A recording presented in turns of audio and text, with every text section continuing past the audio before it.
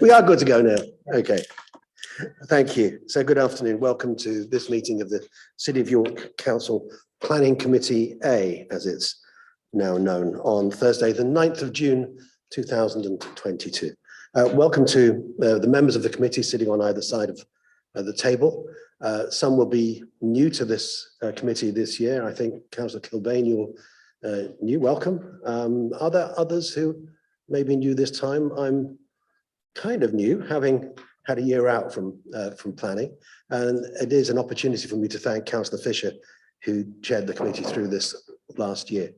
So welcome. We have a number of apologies. Councillor de Gorn has given apologies, but is here to speak later. So we have Councillor Baker substituting, and also apologies from Councillor Barker, and Councillor Wooderson is substituting for him. Also, I understand we have apologies and no substitute from Councillor Melly. Otherwise, I think we're all present. Probably good at this point to just say that there will be some tweaks to the way things happen, because at our full council meeting, our annual council meeting recently, we agreed a new constitution, which does have some implications for planning and for planning committee members.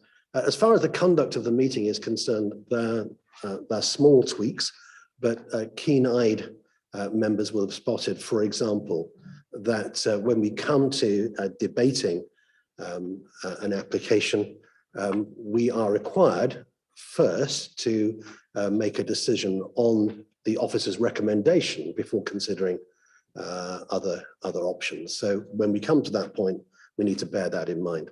Also, that when we've heard the updates and presentation from the officer with an item on our agenda, we then move to listening to the contributions of public speakers, and only then do we have the opportunity of asking any further questions or clarifications in terms of the items before us of planning officers and other officers of the council who are present.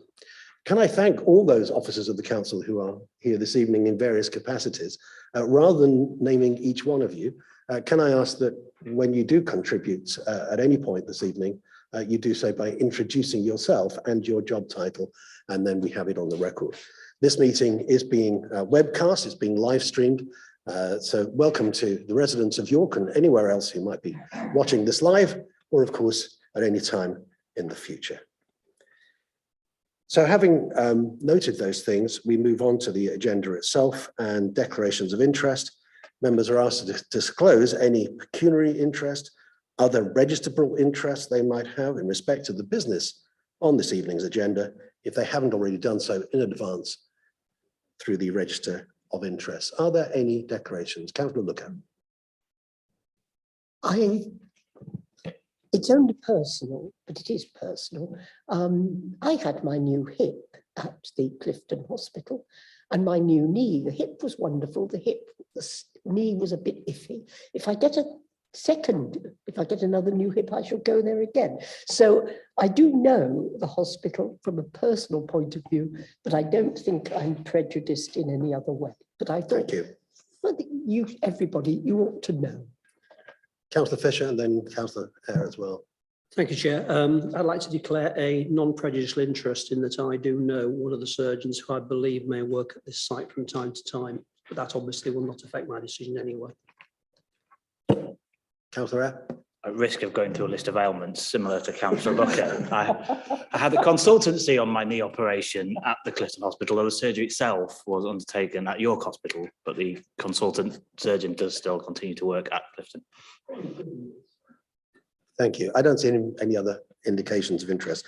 With that, can I seek approval of the minutes of the last meeting of the Planning Committee, the meeting having been held on the 5th of May? Thank you. I'll take that as approval. No registered public participants with respect to the general nature of this planning agenda. Therefore, we move on and come immediately to our plans list.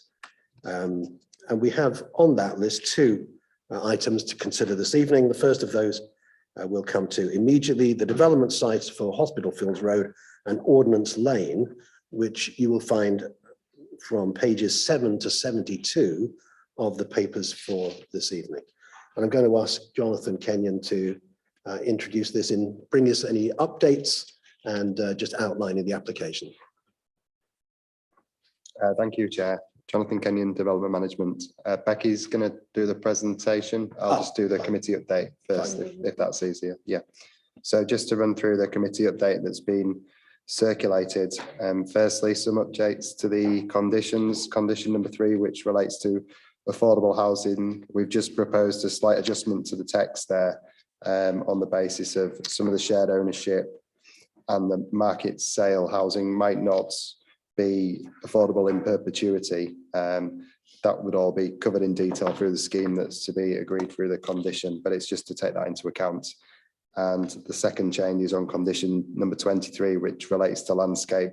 Some of the text in brackets, which refers back to the drawings by Urbed. We've deleted that text in brackets because those drawings have now been superseded. The other item on the update, we've provided some more information for members about the impact on Ambrose Street in terms of daylight and sunlight. It's just to add a bit more emphasis to the sections of the report 5.24 to 5.27. It's just to expand on that the applicant did undertake a further detailed BRE assessment that looked at the impact of daylight and sunlight on the houses on Ambrose Street, and it did conclude.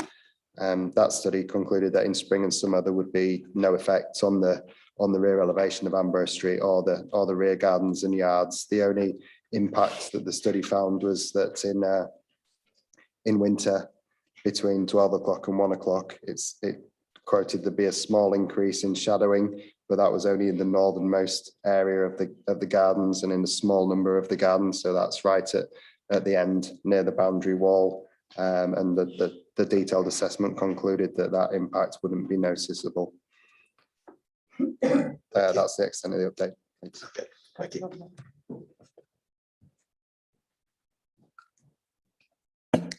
Slight change due to technical difficulties. I'm up here. So we have, this is the applications that you can see here. Can you hear me okay? Just something. Not much. Okay, I'll just hold it. It's fine, I'll just hold it. We'll go with it. So this is the Fulford Road boundary wall and the frontage building that you can see on these 2 photographs here. We then have Fulford Road boundary again, more photos of them 2 properties there. This is the Ordnance Lane buildings proposed for demolition on this slide. This is the married quarters. The 2-story extension will be demolished from that. The views into the site of Ambrose Street from the south. And the warehouse on the south side of the site, and the office nursery gym building to the south of the site on the other photo. Then you have Wenlock Terrace, alleyway to the west of the site. And here is the proposed site plans. So you can see there the mixture of buildings that are proposed very helpfully in different colours on there. You can, I don't know if you can see this access here and round into the site. The pedestrian access, sorry, I should say there, pedestrian and cycle access. And these are the typical elevations of blocks 1 to 4. With the ground and first floor, you can see the layout of the buildings in there. And then the floor plan of the second and roof plans, including the, just see them there, oops, sorry. So block 5 proposed elevations, you can see how there's the taller elements at each end and the 2-story in the middle. And blocks 5 with the married quarters there and here. So just to add to that, the plan at the bottom is block 5. That's the one that looks back towards Ambrose Street, and then at the top that's block 7, which is the married quarters with the walkways extended onto them, and the new block sat alongside the married quarters. And you can see there the two trees that we saw in the earlier photo behind the frontage building that are retained. And then you've got block 9 elevations. Can see that pointing out? Yeah. And you can see the layout and floor plans here of blocks 9 and 10. These are the ones that front onto the main road where we just saw. And again, you're accessing here. You can actually see it now because the pointer's working. And the landscaping scheme here, again, where you can see the blocks and all of the proposed landscaping in here. I think that's it from me. I will leave it on that slide and leave the technology alone.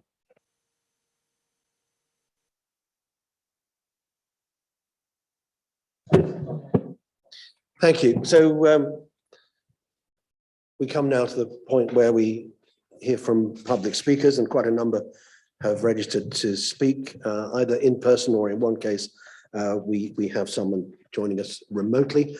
But I'm expecting that Christopher Ranger is here.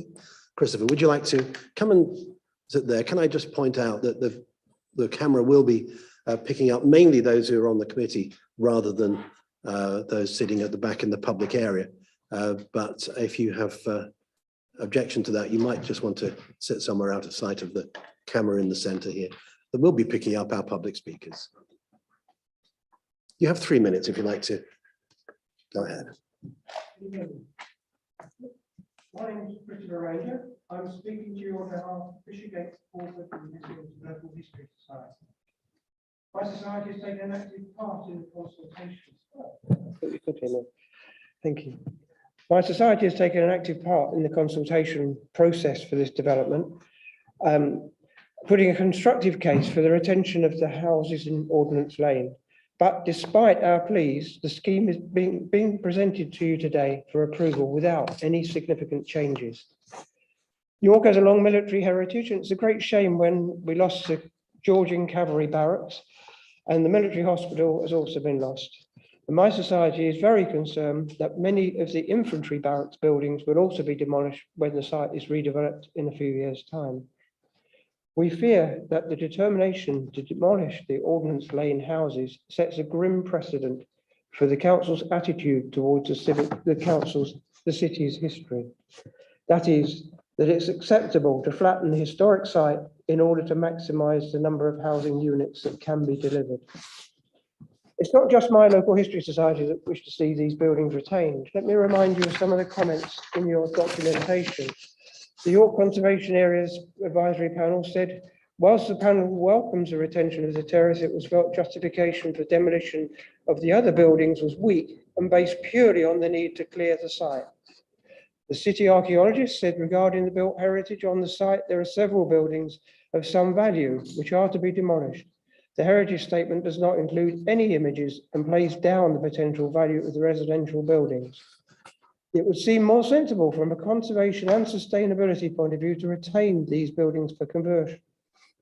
York Civic Trust was coruscating. They said the loss of the 3 early 20th century buildings is lamentable and contributes to the piecemeal erosion of the military heritage of the site. They also said demolition is at odds with the council's zero carbon ambitions. And on this last point, demolition and zero carbon, paragraph 5.22 of the report that you have for this scheme on sustainable design and construction makes no reference to construction. It only talks about design. You must be aware that existing buildings have an embedded carbon, and demolition is now regarded as being of a last resort and not justified with a reasonable alternative. I am surprised that the architects, who are a very prestigious firm, are going along with this idea, I have to say. I must remind you that you're spending millions on renovating council houses just like these. If you're not demolishing them, why do you want to demolish these? There is an alternative. If you could draw to a close. Sorry? If you could draw to a close. Yep, there is an alternative to demolishing these houses. The project involves creating a pedestrian access from the main part of the development to Fulford Road and retaining these houses and creating a green area to their frontages because they face the south will create a gentle transitional walkway from the busy road to the part of the housing estate. even at this late stage, I hope you will decide to retain these buildings. Thank you, Mr. Ranger. Thank you. Thank you for your comments.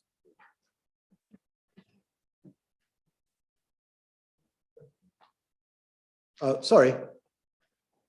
If you'd be so kind as to take the seat again.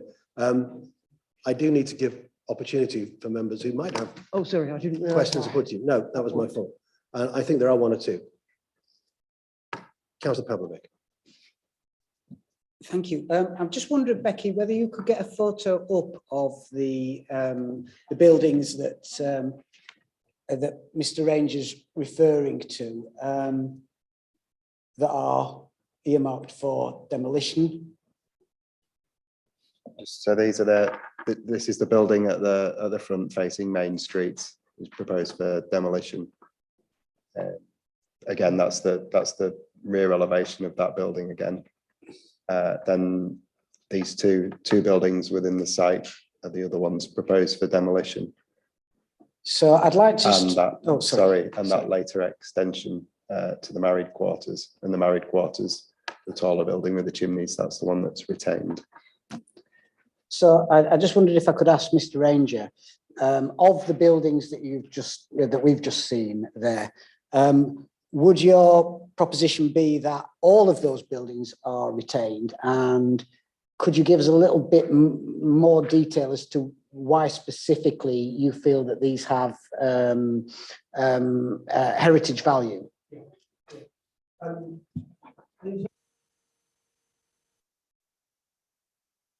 Yeah, it's very significant. The pictures you're being shown are from Ordnance Lane.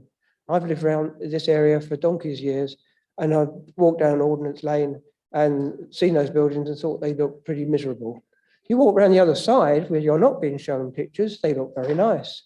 And one of them, the one on the right, you go around the other side of that one, it has a very nice arts and crafts appearance to it. And that's one I would single out if we had to retain only one. The others are also interesting. The one that looks pretty horrible from Fulford Road, I would say, because it's been added to and messed up, could be, that's it, yeah. From the other side, you can just get a glimpse of it in the right-hand picture. It's got a really nice front door case. You can see the shape of the gables and the chimneys and the windows. That's a nice house. That would sell for a lot of money. Somebody would buy that and do it up. So why aren't we? The other one is a between the wars typical council house, a semi, two together. And again, as I said, you're spending millions doing up houses exactly like that. And it seems crazy to be demolishing them and replacing them with the passive house ones. Okay, there's a small loss of units, but the loss of heritage is I think it would be a great shame. And that's the balance that you're required to take today. And I'm trying to persuade you, you should go with the heritage, do the rest of the estate, fine, taking on board what other people have to say. But I would really like you to retain these houses because they do have potential to be made nice. And for as I said, a nice gentle walkway in and through a bit of heritage with a green frontage from the busy Fulford Road into the estate. If I could just say one more thing, that the report that was done by a so-called heritage advisor was diabolical. I've seen lots of these things. I've never seen anything so bad as that. It was as if his brief was to trash these houses, because that was what he did. No photographs were included, no internal descriptions. He just burbled on about how awful they were and they had to go. Yeah. And it's a travesty. So I really hope you are persuaded to keep them. Thank you. Any other questions?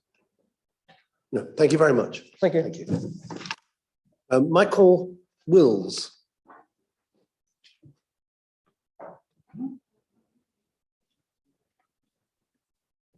I'm actually speaking on behalf of Fishergate Planning Panel, rather than as an individual. Again, 3 minutes, but. Fishergate Planning Panel supports many aspects of this attractive and worthy development. However, we cannot support the totally inadequate number of car parking spaces, which sadly is based upon ideological aspirations rather than on facts. The residents attracted to this development will probably have a lower than average car usage, but the proposed car parking spaces are only 18% of the standard number calculated by City of York Highways. Instead of the calculated need for 153 spaces, there are only 28, of which 10 are disabled parking spaces. A 50% reduction in expected car parking would be an astonishing and welcome achievement, but an 82% reduction is totally unrealistic. Many of this development's residents are likely to be attracted to electric car usage. The City of York's EV strategy seeks 10% of new properties having EV charging. That will be at least 9 dedicated charging points, and surely you would expect a higher number for this type of development. However, not a single dedicated charging point is proposed at all, not one. Instead, there are 2 public points on Hospital Fields Road, which are bound to attract commuter use, along with a charging point specifically for a city hire car. Within a few years, the 28 car parking spaces on the site will be of little use, as they lack charging facilities. Where are the safe, accessible and convenient locations for charging that the National Planning Policy Framework sets out? No car or van parking is provided for the uses of the commercial, business and service areas. These users are unlikely to be local and will need some delivery and parking space. Even if all the immediately surrounding streets are changed to residence parking, the problem will not be solved. Indeed, there is a further problem arising from the adjacent development of large-scale student accommodation at Frederick House, which has no on-site parking provision whatsoever. Thus, there will be a huge unmet parking demand from the residents of the Ordnance Lane development, along with their visitors. In addition, 368 students and their visitors will create more parking demand. Where will these cars go? I repeat, where will these cars go? It will be a shame. It will be a shame if such an innovative development was viewed as a failure as a result of it creating chaotic parking fiasco. If this development proceeds without major changes, it is likely to cause traffic and parking disruption, which will cause public outrage. In summary, totally inadequate EV charging facilities, and surely we should avoid a chaotic parking fiasco causing public outrage in Fishergate and beyond. Thank you very much, Mr. Will. Please, if you'll wait for a moment and I'll see if there are any questions from members. No. Thank you. Thank you.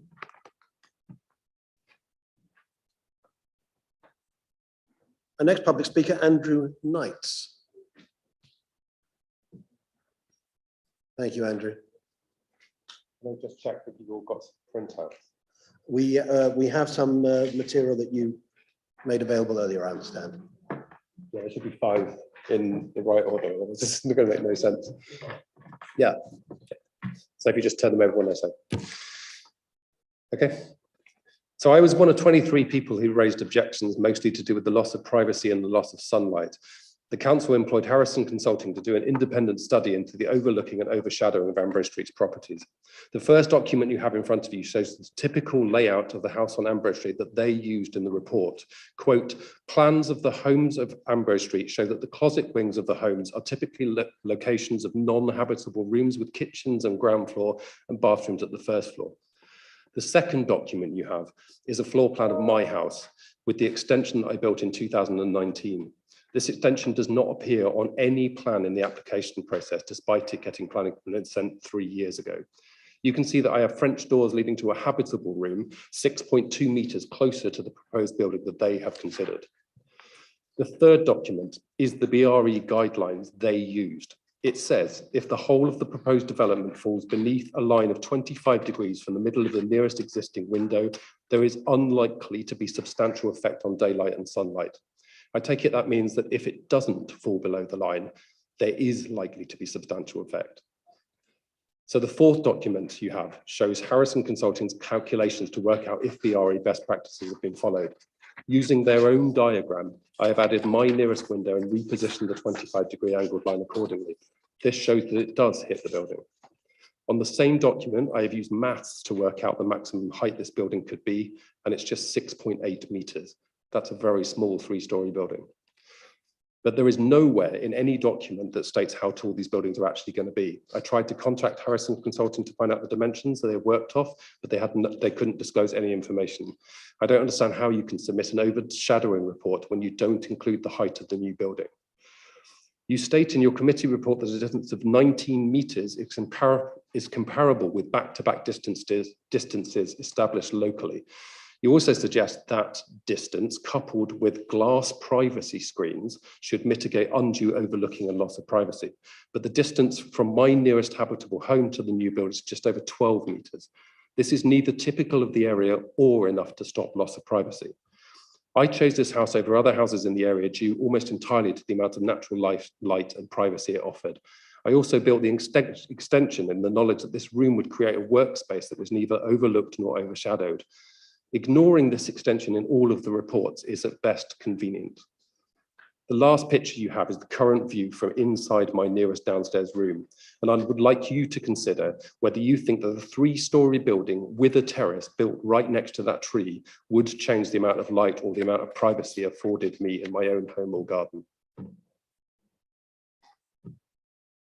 Thank you. Do wait for a moment, because again, we'll just see if there are any questions that members would like to put. I don't think so. Mr. Knight, thank you. Thank you for your contribution. We come to a number of speakers now who wish to speak in support. I understand Andy Shrimpton.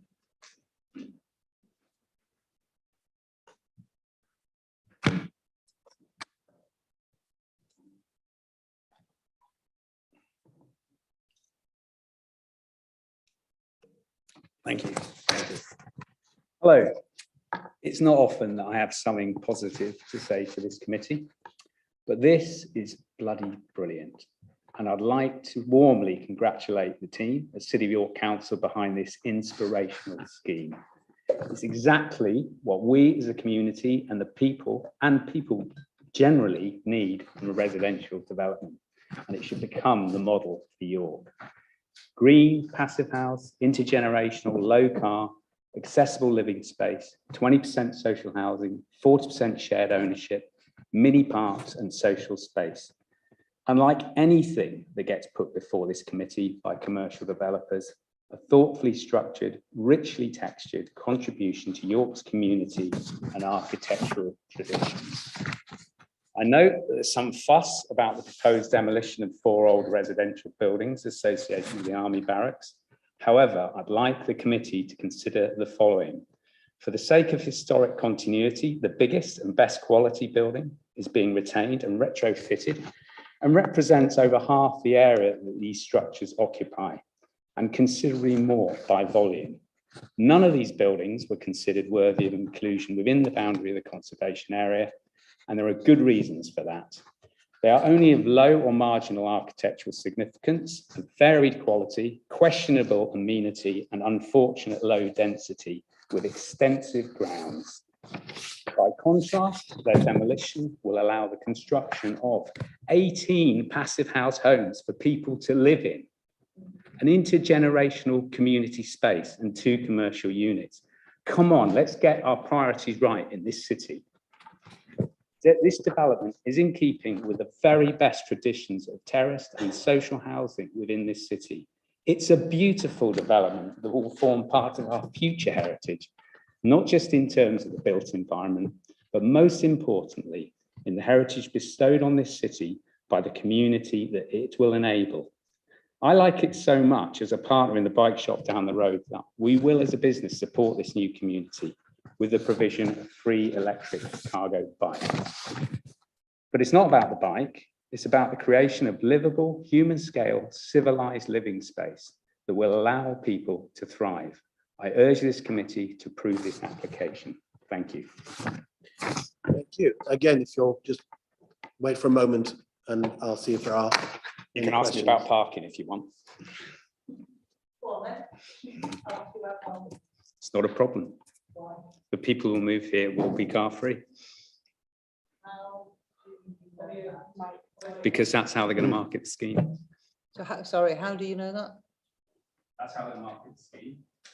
people know in advance.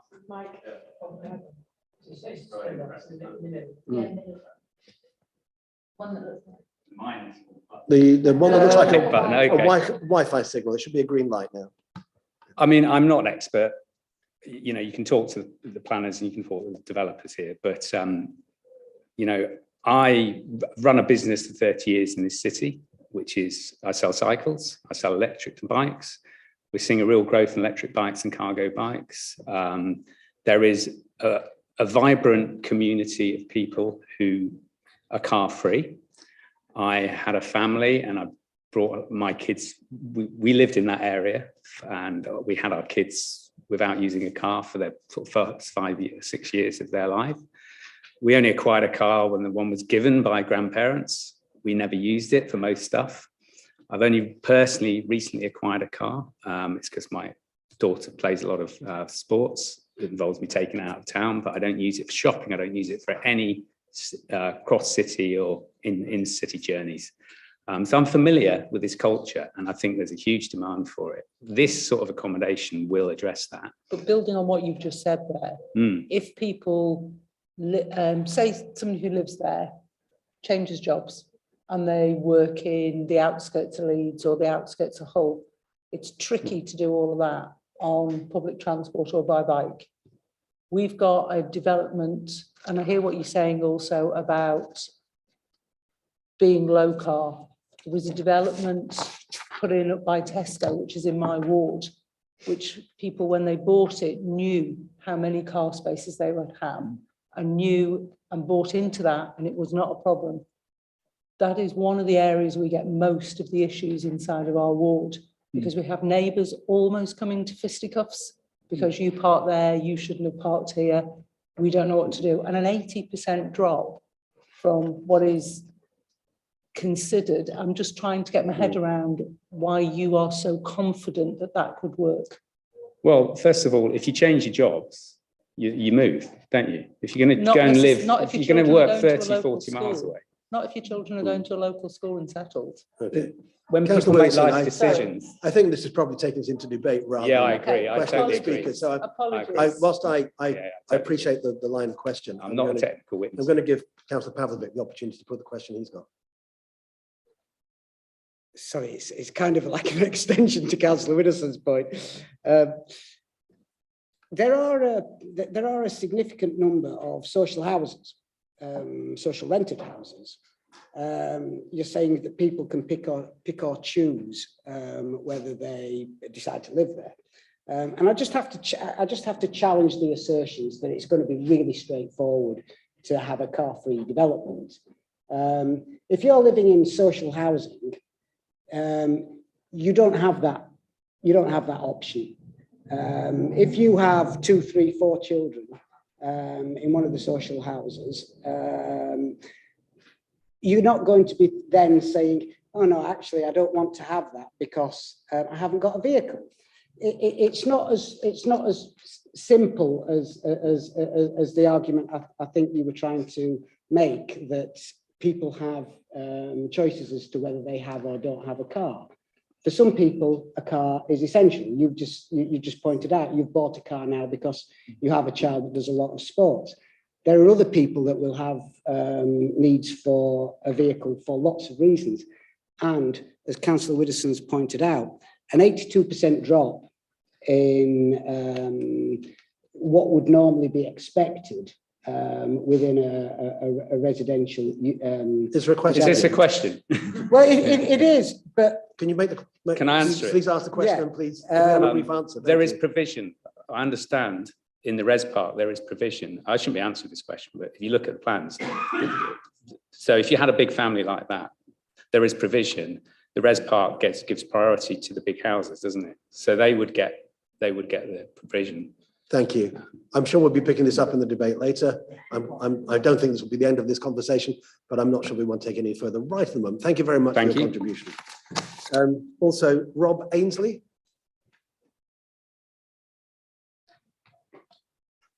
I believe you're speaking in support on behalf of York Cycle Campaign. Do I need to press anything? If the green light is on. Fantastic. York Cycle Campaign. You're not going to like this. We're very excited about many facets of this development. Most of all, the ambition to create a community that puts car-free living at the heart of its vision and actually goes to provide alternatives, community cargo bikes, car share provision. There's good cycle infrastructure there, of course. The site's very well situated, close to good amenities, bus routes, and the decent cycle paths that converge on Millennium Bridge. York is a great place to live without a car. I ditched my car 22 years ago. I've probably saved 60 grand in that time. Don't know what I've done with it. It's gone somewhere. But fewer cars is better news for everybody, including the people who genuinely do need their cars. Whether we like it or not, as a society, we're going to have to reduce our car dependency. There's no way around that. Now, I moved to York 11 years ago, specifically because it's a great place to live without a car. It's really well connected.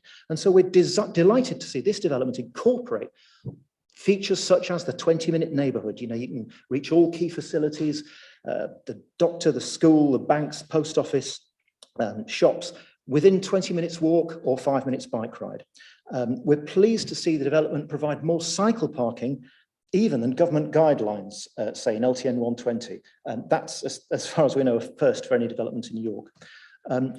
We don't think there's anything wrong in being aspirational. Of course it's an aspiration. It's aspiring to a better, healthier, happier society, better mental health, better physical health.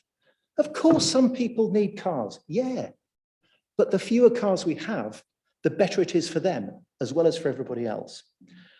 These places are not going to go unsold because of the relative lack of car parking spaces. Of course, they're going to get snapped up, and they're going to get snapped up because it will be a trailblazing place that the media will be all over and saying, isn't this great? And they'll be right, because it will establish York as a great place to live without a car, and will actually, for once, be setting a trend and be ahead of the curve.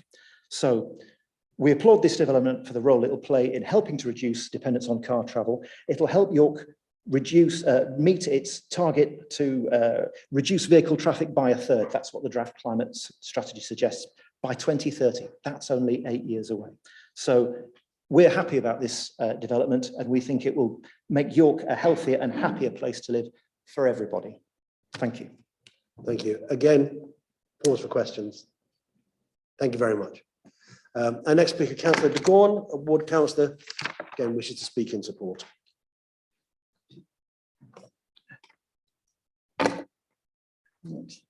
Thank you. Well, the contributions from the last two speakers can certainly be added to what I want to say. Firstly, I would say I'm speaking as ward councillor and also someone with insight into the parking situation in the surrounding area. So firstly, I want to welcome this exciting exemplar for a new sustainable neighbourhood with zero carbon and cheap energy costs, which is very critical at the moment, in a location within walking or cycling distance of Sainsbury's, surgery, pharmacy, bike shops, allotments, university, city centre, Riverside Path, Millennium Bridge, the list goes on. Having been involved in local residents planning for real exercises, I can say that the applicants have really listened to concerns and aspirations of local people, adjusting the design to retain the best and largest existing building on the site, the Married Quarters building, which will be retrofitted to a very high thermal efficiency. There is one building which has been referred to already that has architectural merit to be demolished, but on balance, this is where the hard-nosed reality of maximising affordable housing outweighs benefits of retention. The building closest to Fulford Road, as you've heard, actually faces away from the street due to the historic layout of the site, and so detracts from the conservation area. Redevelopment allows for a new pedestrian and cycle street to be installed across the front of Married Quarters, improving access to and from Fulford Road for residents here and for visitors and for nearby businesses. Parking is always a sensitive issue, but I note that highways officers have been convinced that sufficient mitigation measures are planned, and even the Civic Trust pressed for lower parking provision than is actually in the report. Paragraph 5.32 onwards describe in some detail the situation with neighbouring streets, which are already in the process for adopting residents' parking as a response to the student block, which the previous speaker referred to at Frederick House, just opposite this site on Fulford Road. So the likelihood is that by the time of first occupation, Hospital Fields Road itself will probably be the only street in the immediate area that remains with unrestricted parking. I note in paragraph 3.20 that officers indicate on-street occupancy in the immediate area in the evening is much lower, which suggests to me that commuter or business parking is the main driver for parking in the immediate surrounding street. And that obviously should be catered for through business travel plans and greater use of park and ride in accordance with our transport and carbon reduction policies. So I strongly support also the cycle campaign's comments about the option for a segregated cycle provision, which would address the broken link in off-road routes between the University and Millennium Bridge alongside this development. Thank you. Questions? Councillor Eyre. I think you alluded to it, Councillor Dagon. It's something I was going to ask of officers, so I'll ask you as well. Obviously, that issue of res park in the area and the pressure that's on there, where is that parking pressure coming from? Is that from people parking and accessing the city centre? Is that what you're suggesting? Well, it's a combination of all different factors. The growth in car ownership, there's a fairly significant student population in the area. The students who choose to live in that area, by and large, there's a pattern where students will live on campus for the first year, they move out, so they're actually choosing where they move to, and choice about whether or not they have a car. I accept that some students may need a car for the course, but the choice as to where they live can be factored into when they decide whether or not to move into Res Park area. So there is a student population in the area, there is the other residents in the area, and there's the commuter parking. Obviously, the two of those three are influenced or can be influenced by the presence of a residence parking zone. Okay. Councillor Doughty. Thank you, Chair. It's interesting to hear you praise the applicant, but forgive me, the applicant's the City of York Council.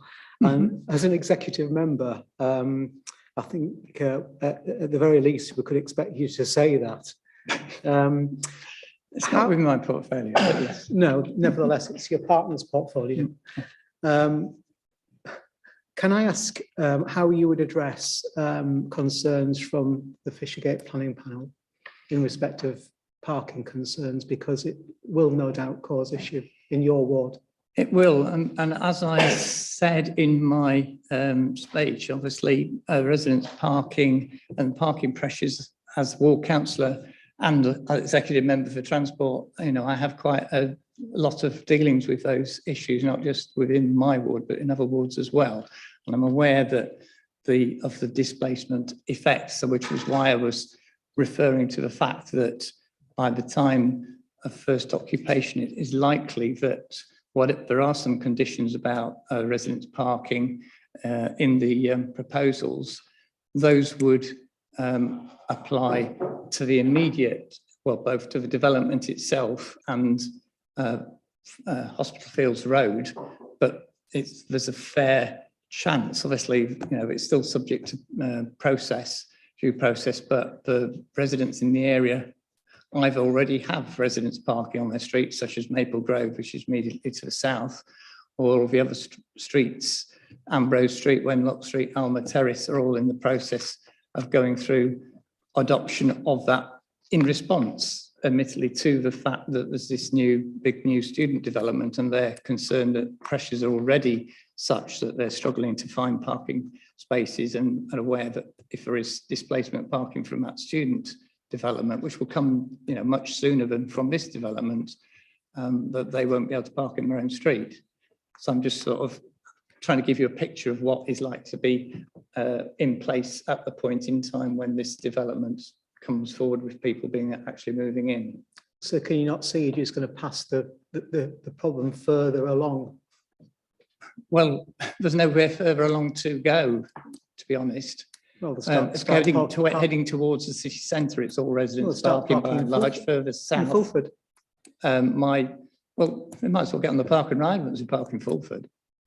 They can leave the car there, so they can probably get away quicker than in the street. Sorry, I'm just perhaps a bit beyond the current development we're talking about. Are there any other questions? Councillor Look. You did nod, so I put my hand It was down. actually Councillor Doughty I'd spotted, not you, Councillor Looker, but I have no intention of overlooking you. Please go ahead. Going to say.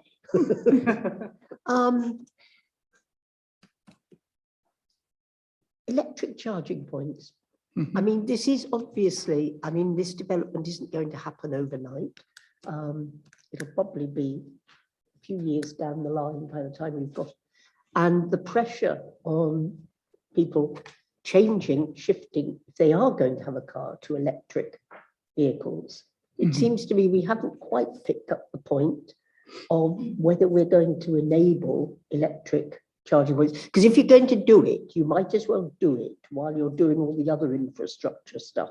And it seems to me that this is an area where we should be looking to see how we can, an exemplar, shall we say, of how we can provide on residential streets some electric charging points to facilitate residents who want to make that shift from petrol and diesel to the electric. So have we got any thoughts, any plans on that? Because that is well within your transport organisational brief. Yeah, I think that probably is better put to the applicant. I'm aware from previous discussions that this committee's had about electric charging points that there is a certain point at which you then incur significant increase in costs about power supply. Although having said that, of course, these development may well have their own renewable energy that they're generating. I think the question really should also be about charging for electric e-bikes. I think there's increasingly going to be a demand for that as well, not just for cars. Thank you, Councillor de Gorn. We will now have the opportunity to hear from the City of York Council Housing Delivery Team Representative Michael Jones, but I understand that there are other colleagues available to answer questions, should there be questions, including Sophie Round, Housing Delivery Programme Manager, Lisa Otter, Housing Development Manager, Emily Ingham, Civic Engineer, David Pinnock, Historic Environment, and Sophie Coles, the architect, I think, are all available to pick up questions. I understand you're not all speaking for 3 minutes, but Michael, if you would do so, and then it may be that we field questions that might come from members of the committee. So please go ahead. Thank you very much. The plan for Ordnance Lane forms part of the Council's wider housing delivery programme, which seeks to play a leading role in setting new standards for housing development in the city. By this autumn, we'll have 3 major developments under construction on site, making us the most active developer of new housing in the city. Subject to receiving planning permission today, Ordnance Lane will be our 4th. The application in front of you is the culmination of several years of close collaboration and co-design with local residents, businesses and other stakeholders. Every element of the Ordnance Lane plans have been carefully considered and designed to tackle some of the key challenges of our time, such as housing affordability, the climate emergency, loneliness and isolation, issues of accessibility and inclusion, and residents' soaring energy bills. The programme is increasingly seen as a pioneer in its field, as reflected in an RTPI award this week for excellence in plan making. I believe that the Ordnance Lane development is our most exciting proposal yet. Using our ambitious design manual alongside meaningful public engagement in the co-design process has resulted in a beautifully designed neighbourhood, which reflects both the local and historic context of the site. Retention of the married quarters building, which will be retrofitted to very high thermal comfort levels, offers a long-term viable future for this building, which currently doesn't have one. The new community orchard will sit alongside this building, reflecting the previous food growing history of the site. The development will provide a net gain of 129 trees, as well as other wildlife enhancements such as rain gardens.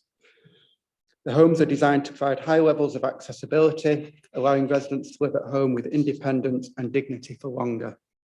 The whole development is designed to bring people together where neighbours become friends, helping to tackle loneliness and isolation through growing, relaxing, play and socialising. The application proposes 40% affordable housing, with the market sale receipts helping to cross-fund the total development cost. Subject to planning approval being given today, we will immediately apply to Homes England for grant funding to increase the affordable housing level to 60%. Following our initial conversations, we are confident that this support will be forthcoming. All new homes on Ordnance Lane will respond to the climate emergency, being zero carbon in use, seeing average residents save more than £1,000 per year in their heating bills.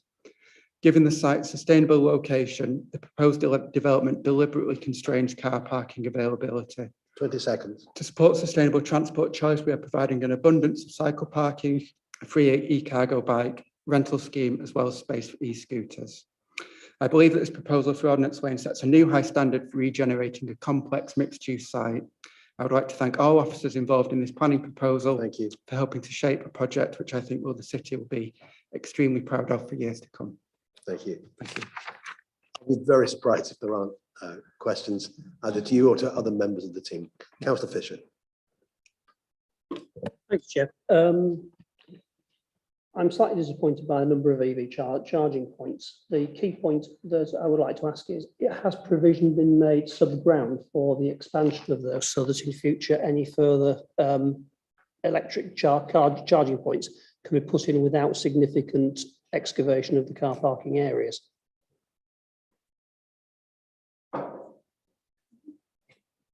Hi, I'm Amelia Ingham. I'm a transport planner from Civic Engineers. So the EV charging strategy was developed with the project manager for the EV strategy for the City of York Council, and it's in line with the 2020 to 2025 strategy from the council, which says that basically where houses don't have in-curtilage car parking, it's not actually the proposal to have EV chargers in those parking spaces because it's quite costly and prohibitively expensive. So when we spoke to him, the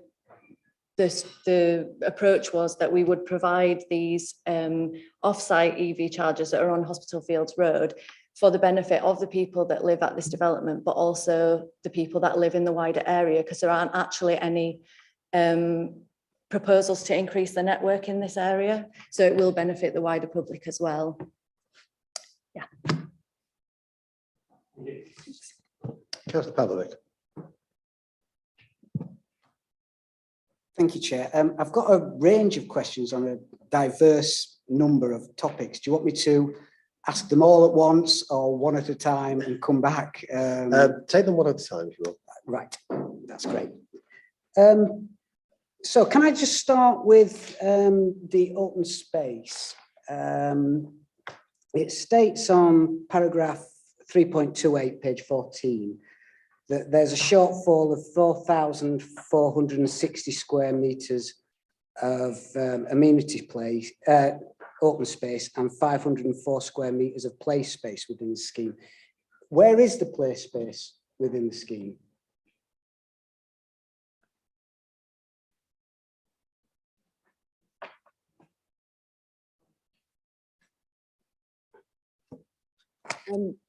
I'm Sophie Cole, architect, and I'll speak on behalf of our landscape architect best I can. So the scheme proposes to provide a range of play at different scales. So all homes and flats have access to private amenity space, so within their gardens or balconies. And then there's shared courtyards between the terraces that you can see that allow for sort of children's play and socialization, socializing between each courtyard.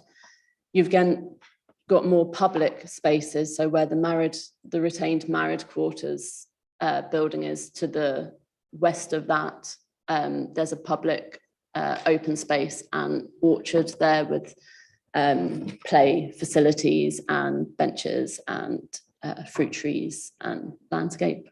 And then up more towards Fulford Road, where there are two existing trees that we're retaining there's a small pocket park in there again with a new landscape and seating that you sort of hit as soon as you come off the main road into the development between the two sort of gatehouses. Thank you. Can I just supplementary? Yes, do. So there will be areas with play equipment as opposed to just a green space for socialising. Yeah.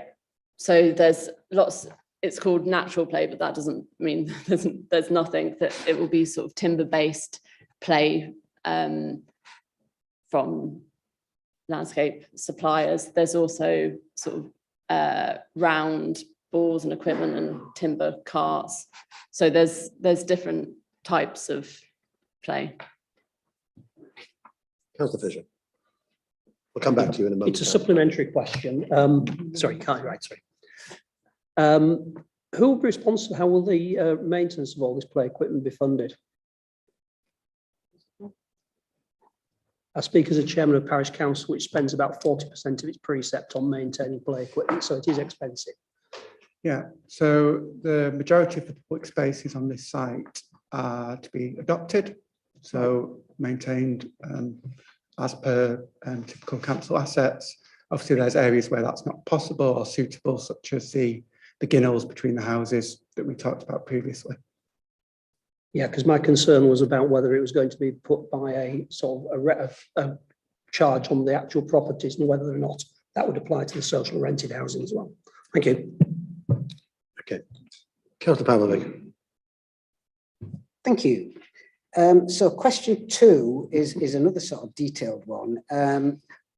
Page 10, blocks 7 and 8. The decking. Yeah.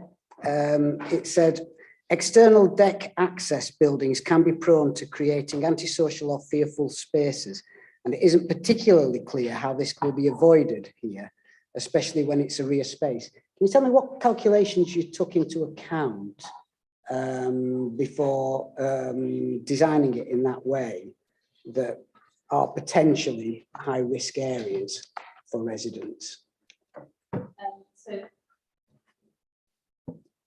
So access to get access to the deck access, it's controlled to the residents of those blocks only. So there's a shared core that you access from the new Ordnance lane on the south side of these buildings.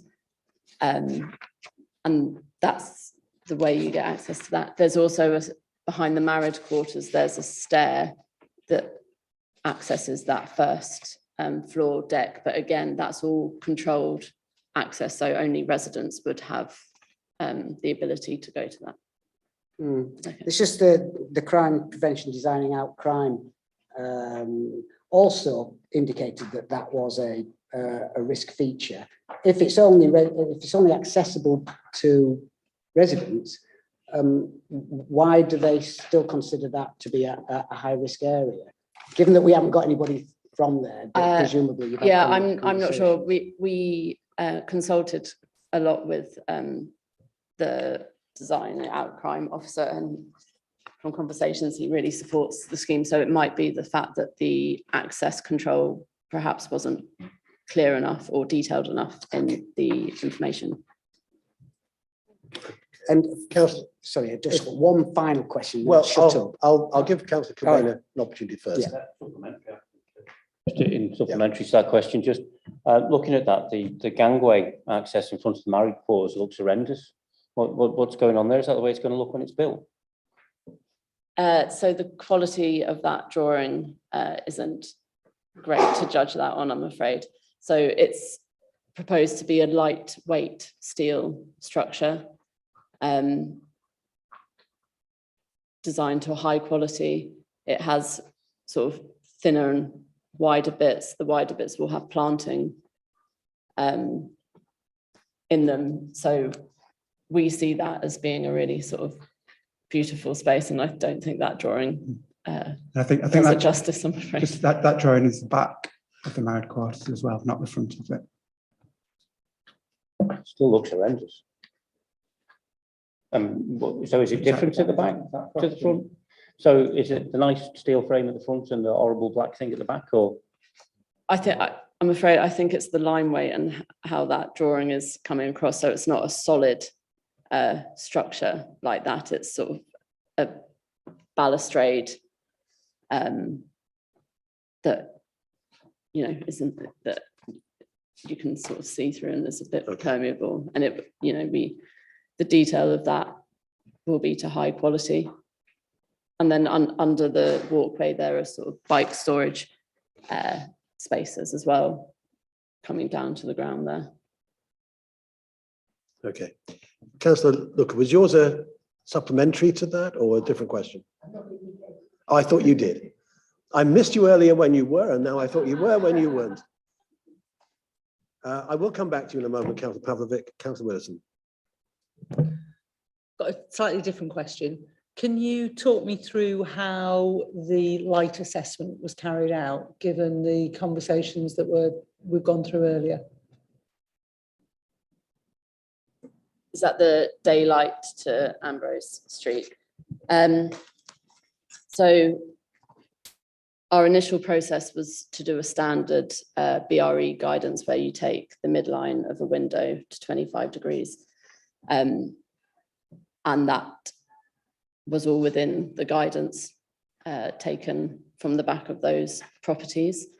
We then went further to we went to a third party sunlight consultant that then looked at the external amenity, and that was done in response to objections from those residents about their external amenity. And again, that was within the BRE guidance. I'm just looking at the information that was on the table here. The BRE guidance, you take that 25-degree rule is set from windows that directly face the development. And I can just see on the plan here, and perhaps what was being spoken about earlier, that the angle of that window that has been diagrammed, you don't typically do it from windows like that aren't facing it directly. And I think if you did do it like that, even though that's not the sort of typical way the BRE guidance tells you to do it, I actually think it's because of that angle, it would still be within the guidelines of acceptable to the BRE. Councillor Can I just clarify, because that was very confusing. So what you're saying is there's no window at the end of that extension that faces the proposed development? From looking at the plan, I've just looked at this plan as I've sort of sat down, and I don't think there's one that directly faces it. And I think the window in question, I think it's double doors. I can't see where that window is.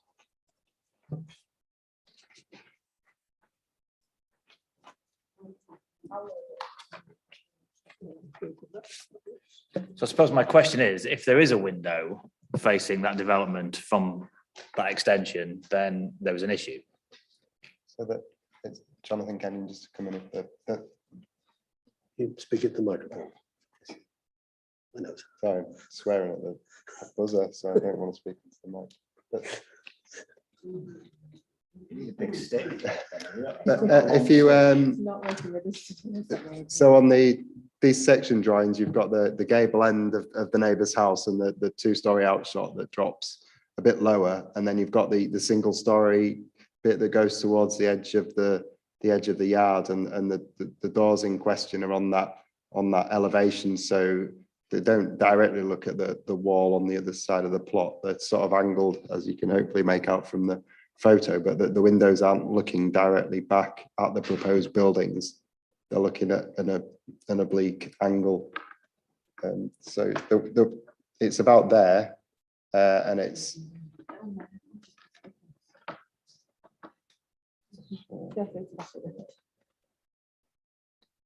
so that it's essentially looking in vacuum.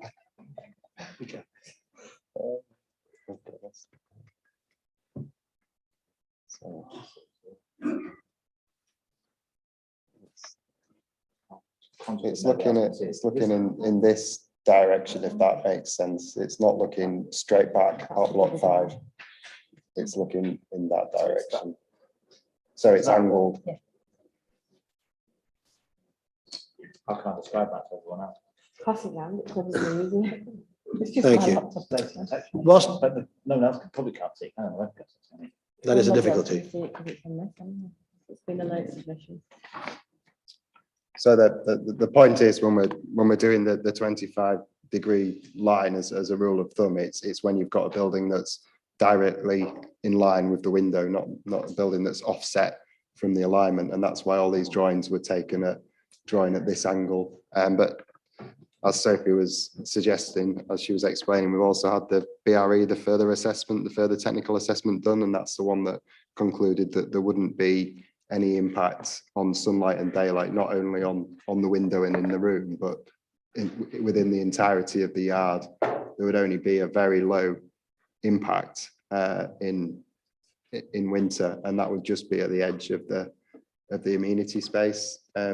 So one of the reasons for the Wenlock Terrace photo on here, these show overshadowing from the boundary wall that's there at the moment. So you can see how the wall casts a shadow on the alleyway, and the BRE assessment explains that shadow that's being cast there wouldn't be materially affected by the new development because of how far away it is from the wall. And that one, and you can see from there the height of Wenlock Terrace and the shadow it casts down on the street. That gives you an idea of what overshadowing effects are. And so when we do the detailed assessment, when the proposed development is built, that's mostly 2-story on that block, one house at each end is 3-story, that it wouldn't cast a shadow on Ambrose Terrace or the yards. Thank you. Councillor Baker, I think you were trying to ask a question? No. Okay. Councillor Kilbane. Just to clarify that as well, because obviously I'm looking at this picture that was submitted late. So are you saying that if that window was square, sort of south as it were, facing the sunlight, then it would fall foul of the guidance, but because it's at an oblique angle, it doesn't? Yes, so if the window that's there was directly looking back at the proposed houses, the most basic test you would do would be the 25-degree rule. That's a rule of thumb. And then if the BRE, the way the guidance works, it says if you fail to pass that, then you have to move on to the more detailed technical study, which is the one that the applicants have done. It's not the 25-degree, it's not definitive. Well, it is, you just rule it out as an issue if you pass it. But if you fail it, you then move on to the more technical study, which has been done. Can I just ask, is that a yes or a no? Okay, I'm obviously being thick this evening. So does it? Well, is to that answer measurement, let me just finish, Jonathan, just so that I get it right in my head, please. So is that measurement, would it have, if the window was square on, would it have passed all the various tests and there's no daylight issue? If it was, so as it's in the submission, the neighbour's drawn the line from where the window is and he's shown you. It looks accurate to me. The line, it was this one. It wouldn't pass that edge there, so that it would have failed the 25-degree test. So if you were analysing the impacts, you would then move on to this more technical, detailed study, which is quite detailed. It relates to how big the window is, what the room it serves, different times of year, and vertical sky component, other things. That's what the applicants have paid a consultant to undertake that test, which has concluded for us that there would be no harm, not only to that window where it is, but the entire yard. Thank you. I'm afraid that there's no further opportunity for public contribution at this point. I know you must be frustrated by that, but I have to. No, please. I understand your frustration, but I'm afraid that's how it works. Councillor Kilbane. It seems that the window wasn't in the report, so was that assessed? But the assessment was done of the entire yard, so it's irrelevant where windows are. It's looked at the impacts in the yard itself and concluded that the yard wouldn't be cast in shadow. So any windows in that space in turn wouldn't be affected. Thank you. Back to you, Councillor Pavlovic. Oh, I feel like I must now. Well, you said you had more questions. No. I've only got one further question. Page 12, I really feel that you need to be able to respond to the highways officers' comments. Paragraph 3.19. Officers estimate the proposed provision 0.33 spaces per dwelling will be extremely challenging to provide. Sorry, that was my emphasis on extremely. Without an adverse effect on the highway in terms of displacement car parking in neighbouring areas. Given that that's what council officers are saying, and given that it's going to be councillors that are going to get it in the neck, if this is as the Fishergate Planning Panel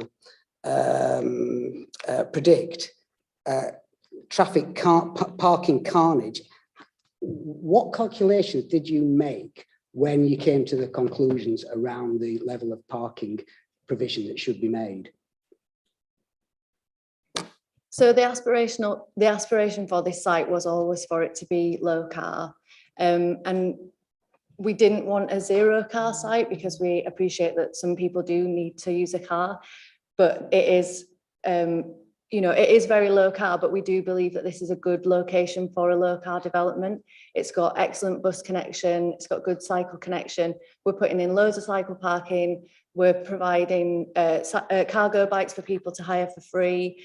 We're going to contribute to the City Car Club so that people can use the car club for free for a while, and all these measures that we wanted to prioritise before car parking, but we did want to put some car parking in because we understand that some people do need to drive.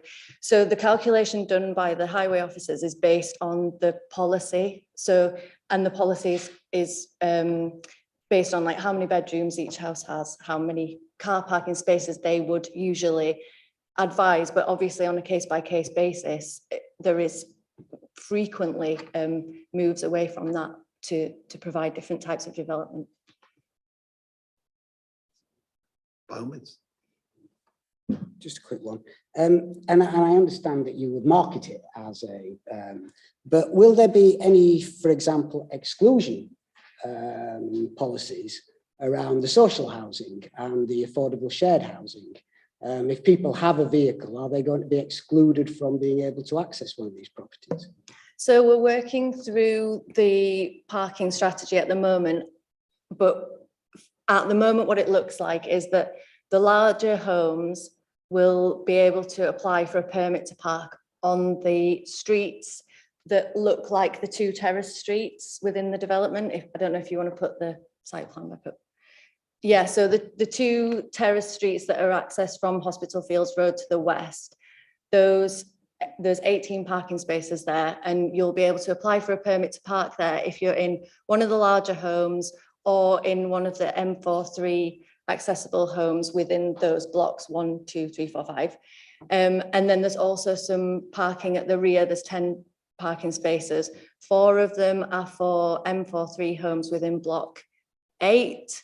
And 6 are for the intergenerational homes in block 7. So that's not quite answered my question. Okay. Given that certainly not all the You asked what social the housing is going to be in the larger blocks. Is there going to be an exclusion policy?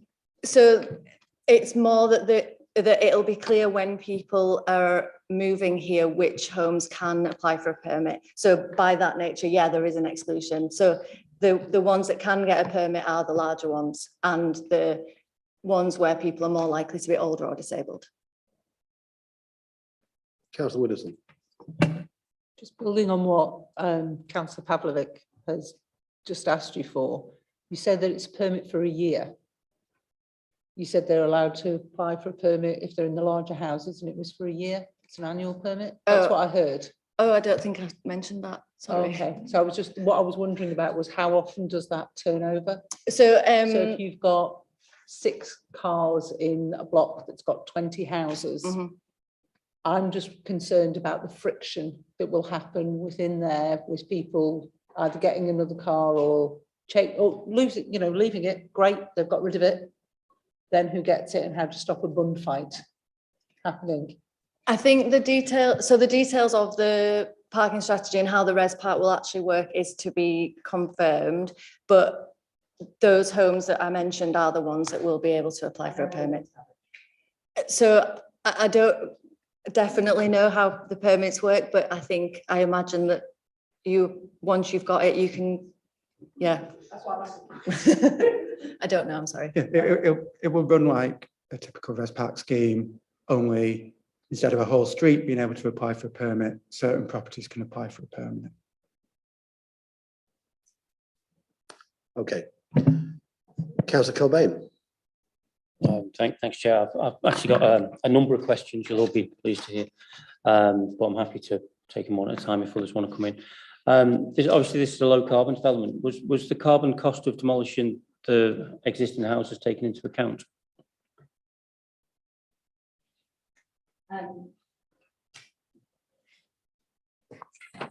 So the carbon cost of demolition is complex and has to be treated on a sort of basis, building by building basis. These houses that are proposed for demolition are in poor quality internally, so the amount of intervention that would be needed to bring them up to a sort of improved operational carbon level is a lot. So we'd have to insulate internally. So we're talking about a lot of sort of embodied carbon in the insulation, the new windows. We haven't specifically done a full sort of whole life carbon testing on the individual properties because of the amount of design development that you would require to make that whole life carbon study accurate. And that was also based on the sort of other points of justification of the demolition of those houses, which, is to do with site layout and other aspects and things. We are finding generally on properties of this type and size, as a practice, when we do the whole life carbon testing, that if you're building to passive house and net zero carbon in operation in terms of your new build, the calculations are favouring in demolition and new build of passive house and net zero carbon. That's before you take into account the superstructure options that you could build in. And we're building here in sort of lightweight timber frame that would improve upon that whole life carbon calculation. Keep going. And if we were to retain, if you were to retain the Arts and Crafts House, what impact would that have on the scheme? So we looked at that option following a resident consultation where that specific house was mentioned. And because of its location, rather than having Block 8, which is the one adjacent to the married quarters, that provides 18 homes and accessible homes and a commercial unit, the design that we looked at would provide, I think it was 3 smaller cottages around that existing cottage. So it would it reduced the number of homes that we were able to provide, I think, by about 12 in that part of the site. There are other sort of site constraints around that area. So we've got the existing trees that we were keen to retain, and the outlook and proximity of 216 Fulford Road, which is the adjacent building just to the north of the site, which basically means that's the area around the trees is like a no build zone. So it would have dramatically, well, it would have reduced the number of homes, and in terms of the placement of the cottage, perhaps not enabled us to get the east-west route through the site and the master plan. Because although it's a pedestrian and cycle route, it is required for fire access.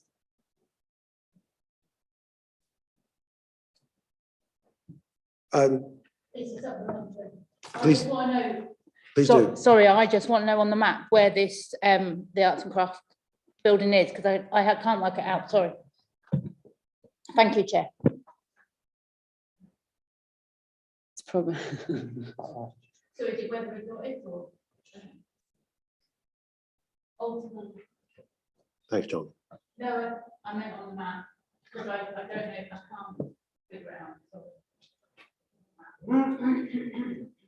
No. So I could probably try and, yeah, it's pretty much, if you've got the new block 8. Okay. Okay. Thanks. Councillor Cobain, continue with the questions. Yeah, thanks, Chair, thanks. Do we have a plan for maintenance of the ventilation systems in the past, the mechanical ventilation systems, both for the ones that remain in social ownership and the ones that are sold? Yeah, so we're working really closely with our building services team around that. As you know, Councillor Cobain, this isn't our first and only passive house zero carbon scheme. So yeah, we're working with them across the whole programme on how that will be maintained. The current thinking is that our building services team will be responsible for the social rented properties in terms of we will cover the cost, we will have the maintenance liability in the same way that we do with gas boilers, for example.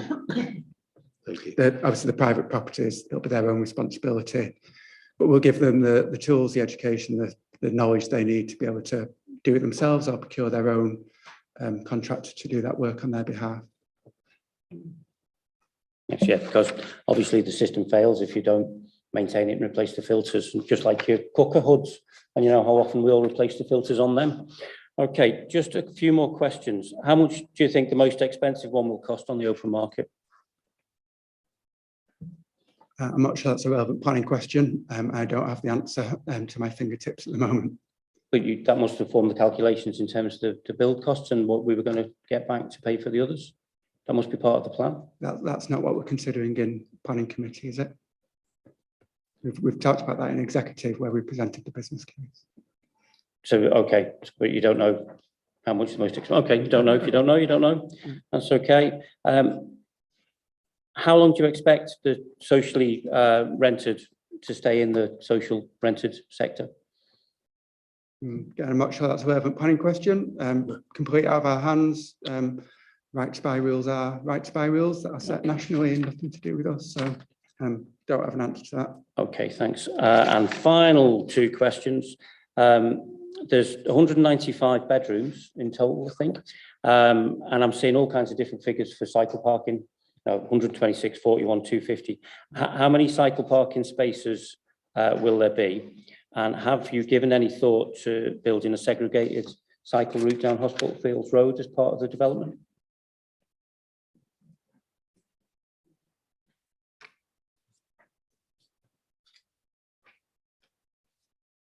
In terms of cycle parking, I wouldn't be able to give you the exact number off the top of my head. I think it's in the realm of 200, but I can't be quoted on that. What I do know is it is way above CYC policy. And we are providing a range of sizes of cycle stores. So we would, you know, it's way above policy and a range of good quality cycle stores. In terms of Hospital Fields Road, we would absolutely support it. It's obviously outside of our development site. The project team within the housing delivery programme are liaising with our colleagues in sustainable transport to see how that might be brought forward. But clearly it's not part of our proposal. Okay, thank you. Does that conclude your questions? I'm keen that we take a short break, because I know some members are needing to do that. But I think Councillor Pavlovic has another question, and Councillor Widdowson. Just you go first, if you will, Councillor Widdowson. Oh, sorry.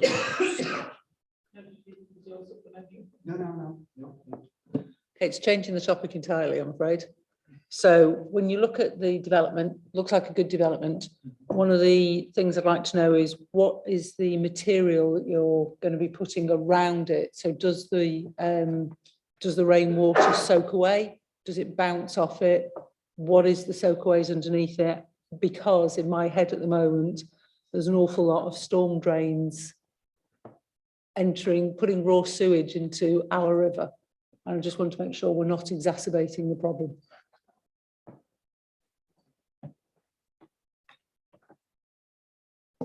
I'm not fully able to answer that because I'm not the sort of drainage engineer, but I know that there has been numerous conversations and consultation with the relevant members. Do you know what material is actually on the ground around the buildings? Has that been taken into account so that it soaks through rather than it bounces off? Because I couldn't find anything in there. It's in development and there are different areas where we can have permeable, and there are areas that we're talking to the highways department where it's not possible. Yeah. Councillor Rare, I think you were trying to make a comment Just to see if officers could clarify. I think all developments have to have a 60% reduction in surface water runoff based on what it actually is at the moment. So it has to be better than it is now. I don't know if officers can confirm that. I think that's correct. Councillor Pavlovic, you had a question? Councillor Pavlovic, where's your question? Sorry, it's just a clarification of something that you said earlier. So the car-free aspirational plan, I'm just counting the number of affordable properties. So there are 13 social rent and 17 shared ownership properties that wouldn't be eligible to apply for a residence parking scheme and therefore would be excluded were they to have a vehicle from applying to live on site. You did say there's a de facto exclusion policy, and I just want to be sure that that's exactly what you meant. So the exclusion is nothing to do with tenure. The exclusion is around certain properties being eligible to apply. So there will be some market housing, there'll be some shared ownership, there'll be some social rent properties that do have the ability to apply for a res park permit, and there'll be some that won't. But the tenure has got nothing to do with who can and who can't apply. Thank you. Even for the social housing? Yeah. Thank you. I think that comes to the end of questions of speakers. It is practically 6 o'clock. I know some members need a comfort break. They've been indicating that for a while. So I'm going to adjourn for that purpose for 5 minutes. We'll reconvene at 5 minutes past 6.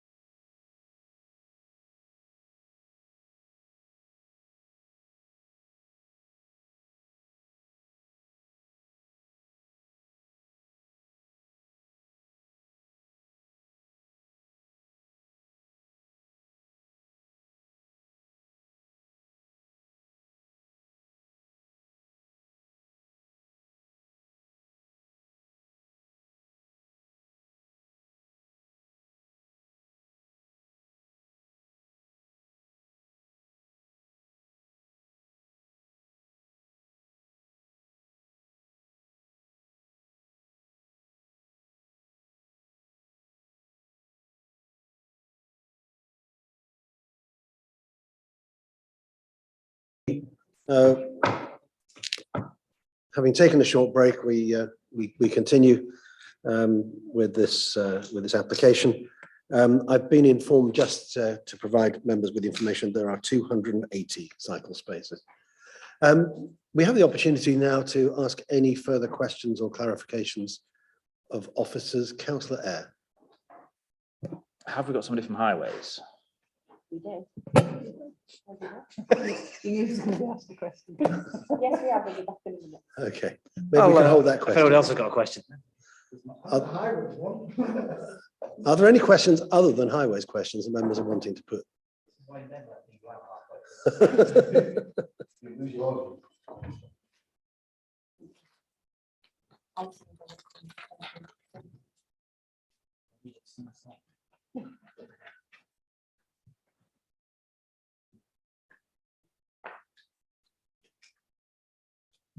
I've got one that's got nothing, that I'm not sure who would answer the question. We'll try it. Okay, so within the application, there are a number of pupils going to be going to St Oswald's, and that was the only school that was mentioned. So did anybody approach any of the schools in the area? Because if you've got 124 houses, I'm guessing, depending on how it's all going, you may have differing numbers of students. And I just know that St George's is probably around the corner as well. I was going to say you've got St George's, you've got Fishergate. Yeah, I mean, I was just surprised that it was only one school, and it may be no, the way no, that it's no. always There's written. at least 3 primary schools. Only one secondary, and that's over full anyway. So I think you just have to it's live also with it. influenced by, firstly, there's a catchment area, but secondly, where education are actually intending to spend money and increase places, because obviously if we're securing the money, we have to spend it within a certain time period. So we have to have an actual project for an expansion. So it could well be influenced by that as well. Okay, can I just suggest though that you do have a look at the other schools in the area, so that certainly they provide different things. We get the information from education colleagues, so we'll definitely send that back to them. Thank you. I think we are now in a position to ask questions with regard to Highways. There are at least 2 questions. Councillor Eyre and then Councillor Pavlovic. Mine's kind of 2.5, 3. So as Councillor Pavlovich pointed out, there was significant concerns raised about the impact of this and whether it could be managed. The report mentions elsewhere that there are res park schemes being put through the system now, which implies there is already a significant problem if that's required. When you layer the existing problem on top of what you're predicting as being a significant problem from this development alone, with the 2 combined, you still think that will be manageable on the highway network?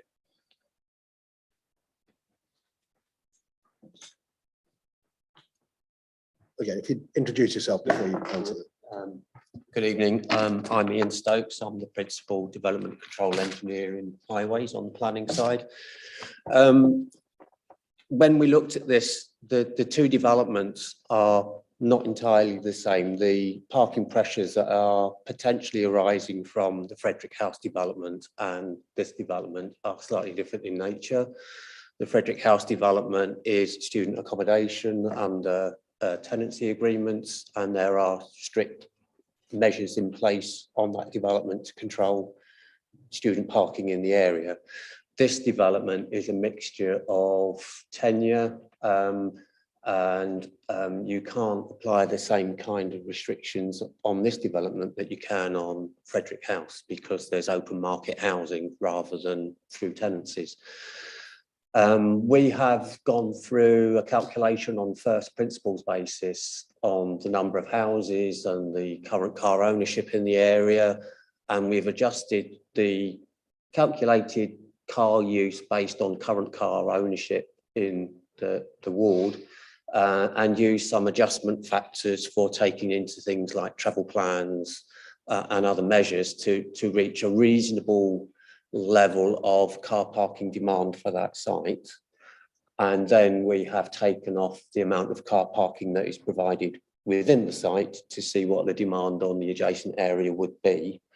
And that results in something like 200 linear meters of street space to accommodate the displaced parking. And then we've looked at how do you manage that, and you manage that through the resident parking schemes to ensure that that space isn't taken up by the displaced parking. That's what we've calculated, and that's how we believe it can be adequately managed. This one should be a quick one. When you've looked at the demand in the area, is that based on existing parking that's available within, say, a mile radius, future parking that would be available in a mile radius? We haven't gone to the extent of a mile radius. The conditions and obligations that were put onto Frederick House were no student was to be in the ownership of a car or the keeper of a car within 400 metres. That's what we considered to be a reasonable walkable distance from where you would seek to park to where you would need to want to go. But we haven't looked at a significant radius beyond 400 metres from the site. So that links onto the third one. So speaking to the ward councillor, there was 3 pressures that he outlined: residents, which we're dealing with through Res Park; commuters, which there will be significant impact on commuters for planned development in the area anyway. There was a suggestion park and ride would be a solution for that one, potentially. The third was students in the area. Students aren't going to park and ride. No, but there are strong restraints on student use for new accommodation that's coming in, although that doesn't take into account students that are already in the area and living in the residential areas that they are.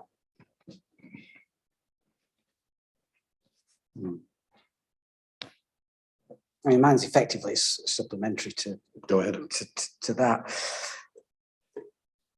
I've just heard what you've said, Ian, about how you think it could be managed, but the comment that I'm presuming you wrote was you still think it will be extremely challenging to provide without adverse effects on the highway in the neighbouring area. So presumably you're not convinced that the mitigation measures, including the Res Park, which will be 2 separate types of Res Park, one for the existing residents and one for residents of this development, you don't think it's going to cut it, basically, with the real world examples that you've got?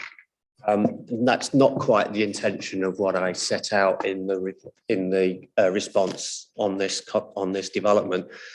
It will be extremely challenging to reach a car parking level that they're expecting in the site and a very low level of car use that they're expecting on the site. So that's where the challenge comes. And then there is an impact on the area around it, which we are then saying will need to be mitigated. And the res parking obligation, contribution to res parking and implementation and the enforcement of that is the main way of addressing that issue. Okay.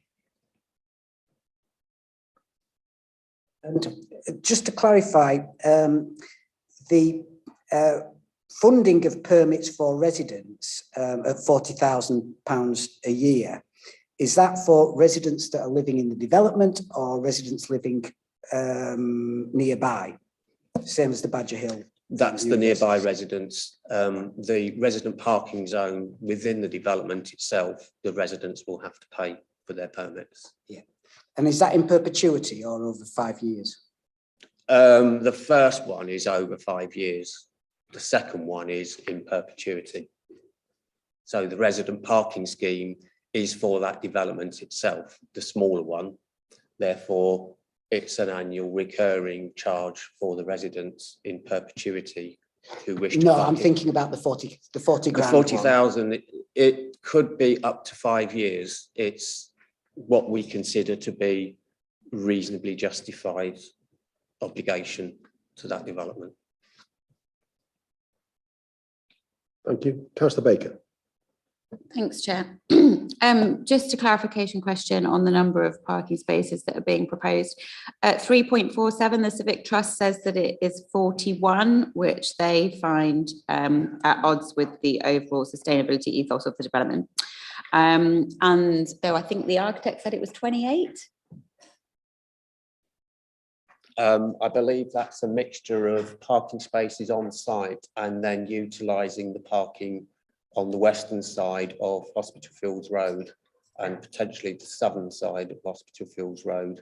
The southern side of Hospital Fields Road is the section of that road where the intended trial cycleway is to go. So for the purposes of my calculations that I did at the time, the parking areas that already exist on there have been discounted because there'll be a cycleway potentially going through them.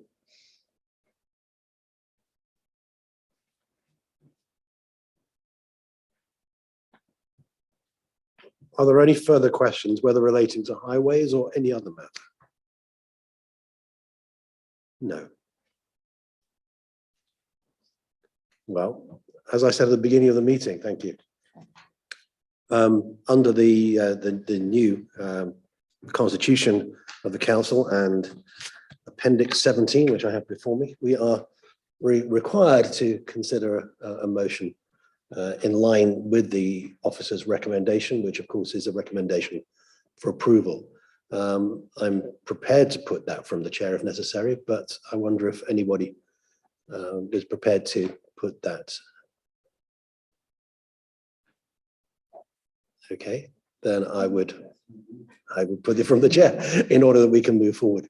In that case, I would need someone to second that. Thank you, Councillor Baker, you've seconded that.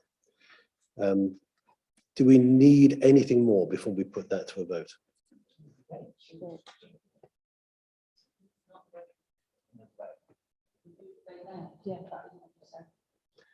You've got a motion. You debate it. I'm open to any contributions here.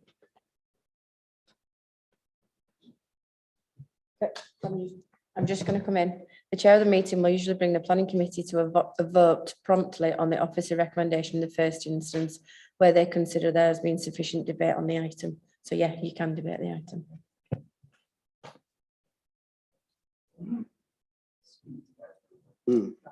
Go ahead. Councillor Pavlovic. Thank you, Chair. Well, we have a proposal to approve. I think that the aspirations around the development are extremely strong. There is an element of affordable housing. It'd be no surprise to anybody when I say that I don't feel that there's enough affordable housing. However, there is affordable housing, and it would be hypocritical of me to oppose it on that grounds. However, I do feel that there are some inherent problems with this proposal, and I think that they are around the development itself and the reality of the people who are likely to be living there.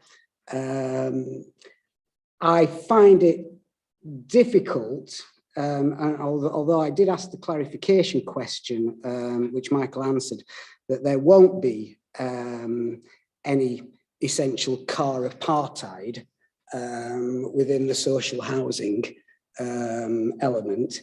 I do feel that there is going to be a problem that you're not allowed to apply for a residence parking permit if you're living in one of the smaller one or two bed house or flat. But if you have a car, you're effectively excluding yourself, and that's what we heard. And I don't think that that's acceptable. The benefits of living in this development, you may have all sorts of reasons why you need a car, and I can't support anything that would exclude social rented tenants from being able to access these. So although I can't, I won't vote against it, I can neither support it either, so I will be abstaining on that. Councillor Doughty first. Thank you, Chair.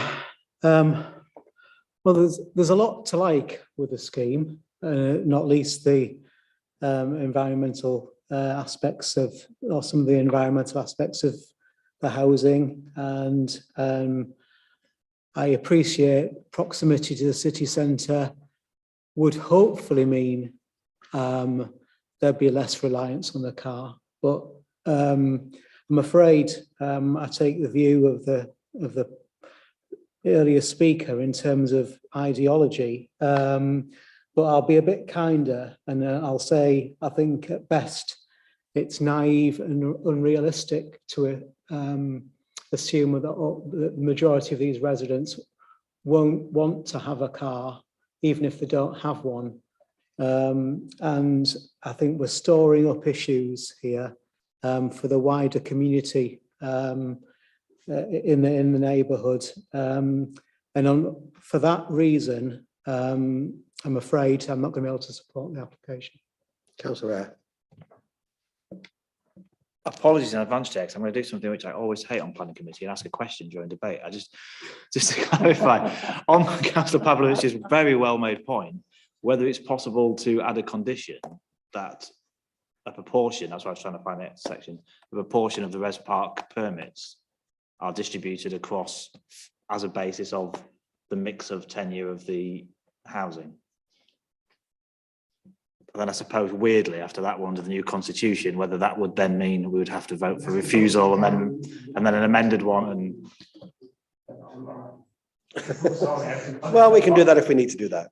It's more important that we get this right. I'm just going to bring Heidi just to.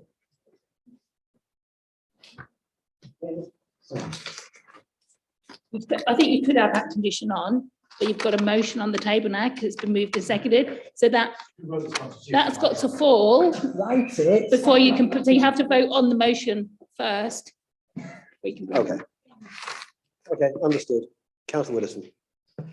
I think what we've seen before is a massive improvement for where the area, for what the area currently is. It's a great set of housing. I would like to see more open space because I don't think there's enough open space never. If you look at the setting, I understand why there isn't. I do think that there's going to be an issue with the parking, and it can't be beyond the wit of man for us to come up with a solution. So is there a way, if you're going to add something to that, is there a way of actually thinking, well, of thinking, we've got car parks near there, we've got park and ride around there. Is there a way of saying, yes, the aspiration is to have less cars, that's fantastic, but you could park your car somewhere close and you could have a space, and this is how it would work, and this is what you could pay for in one of the council car parks. Is there a way of actually making that work so that it's difficult and we go towards the aspiration, but there is some sense in there just so that we don't make it too difficult? I get what you're saying, but we have to consider what's in front of you at this moment in time, and it wouldn't be. My advice would be it wouldn't be reasonable to start conditioning things like that. It's not. We couldn't guarantee that it would be deliverable. There's no guarantees of part of it. Therefore, your condition would be theoretically unreasonable. That's my advice. There's nothing to say you don't have to take that, but you should take the scheme based on what you have in front of you and what it's trying to achieve. Yeah. Okay. Okay.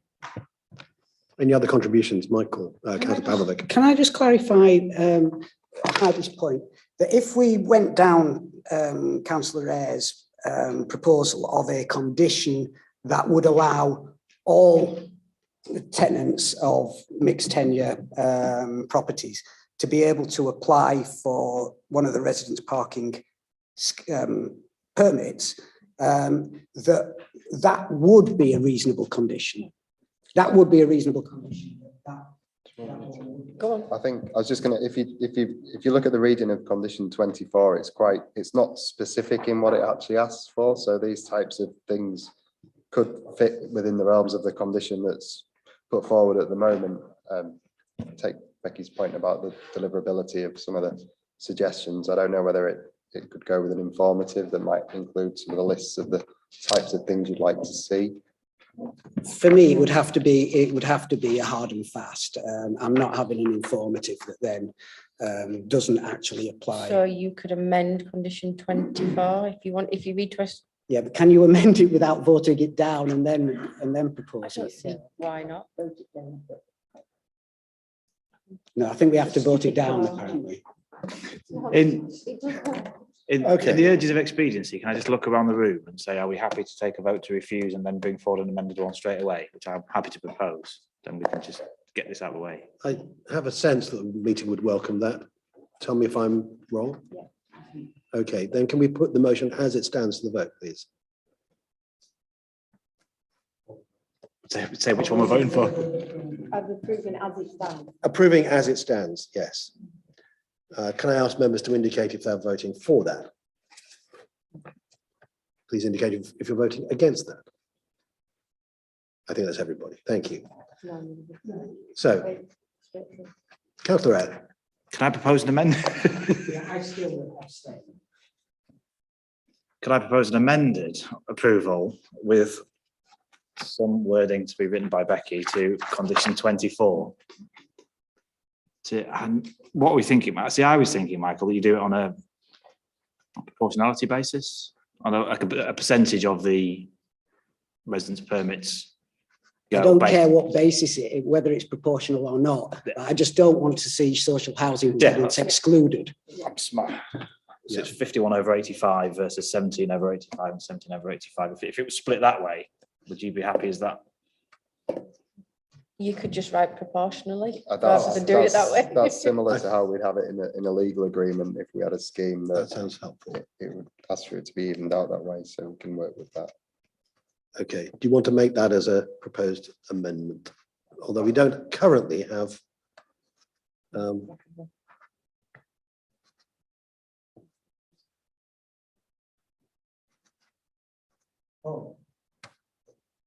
okay, we have that. Can we vote on that proposed amendment? Can I be clear? Maybe if you help us here, just so that we're clear what it is we're voting on. So you're voting on the officer's recommendation with an amendment to condition 24 with regard to residence parking, where we'll rewrite it afterwards. I can agree with the chair and deputy chair if you would prefer to do it that way, or we just yeah, we'll draft something. Oh, and include the updated conditions that you've got in front of you. The change to condition 24, but the recommendation for approval. Is that understood? Are we happy to put that to the vote?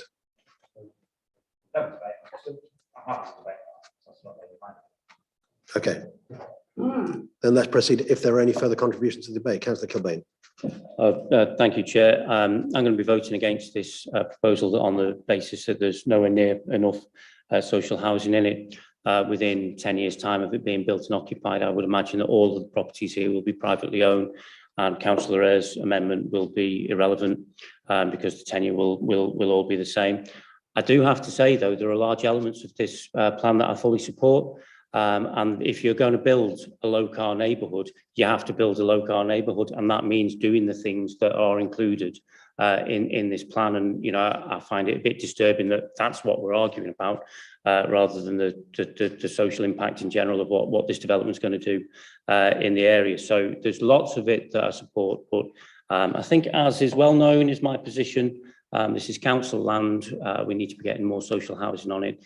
And it may not even be planning grounds for refusal, but I don't think we're going to sue ourselves. So on that basis, I will be voting against this proposal. Councillor Ayre.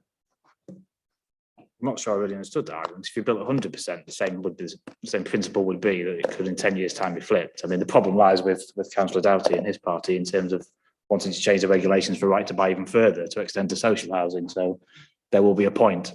I mean, council housing is at more risk than social housing providers. So it's an issue that you have, but you can't sort of solve that by not building developments with any social housing. So I'm not entirely sure what you're trying to prove with that one. But I still am concerned about the highways issues. I don't think the highways issues will be managed, and on those particular reasons, I'm still on the fence on this one, and I'm still not sure which way I'm going to vote.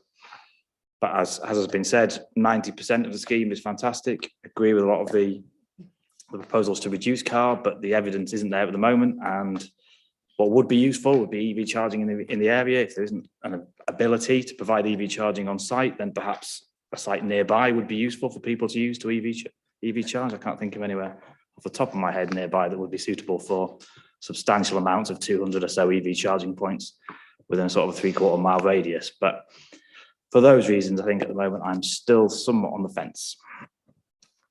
Thank you. Councillor Fisher. Thank you, Chair. There's so much to like about this scheme. I take Councillor Kilbane's point about the fact that some of these properties may end up being privately owned, the social housing, but that's not something this council is responsible for. That's the responsibility of the right to buy, which has been a plague in some respects on council housing ever since it was introduced. We have got 40%, that's well above the policy requirements. So I think that I'm comfortable with. As for the loss of heritage assets, I had a good walk around that site and I am satisfied that the only heritage asset I would consider to be of merit is the Marriott Quarters, which is being retained. I don't think the other buildings are architecturally valuable. They may have historic value and fine, and they should be recorded and that should be kept in the photo archive and so on. So I'm not too worried about the demolition of the properties. My worry is the fact that I think we will have issues over car parking in the area. Now, I'm totally in support of trying to build a low car environment. We have to get away from car ownership, whether we like it or not. This site is beautifully situated for low car ownership living. Again, I'm sad about the lack of EV parking. I think EV provision, I think we need a little bit more of that. But on balance, I am prepared to support the scheme as it stands. Thank you. Do any other members wish to speak before we put this to the vote? Councillor Baker.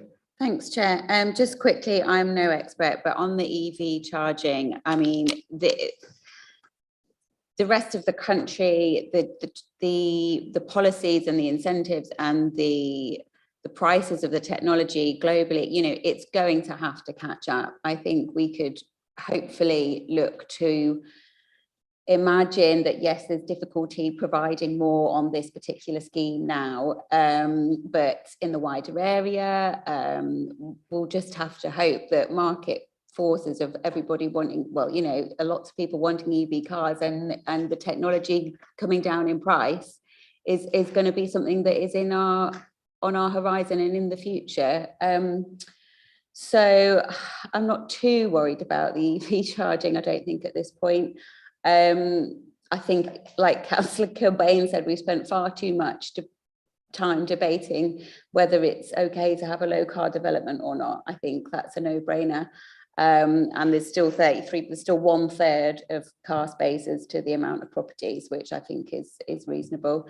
The overall benefits, there's potential of 60% affordable housing. I mean, I hadn't heard about that before, so that's brilliant. And Michael Riches are, like we know, the architects beyond what we could ask for this city, and I think it's something that I would happily support for this area, and it will be a well-loved community, I'm sure. So yeah, I'm happy to support it. I'm looking around for any further contribution, and again, I don't see any. So I think we've reached the point where we can put this to the vote. Again, if you will clarify, just so that we're absolutely clear what it is we're voting on. Thank you very much, Becky. Voting for approval in line with the conditions on the additional information, the report and the amendment as proposed by Councillor Eyre with regard to the car parking. Thank you, Chair. That being understood, I invite you please to indicate if you're in favour.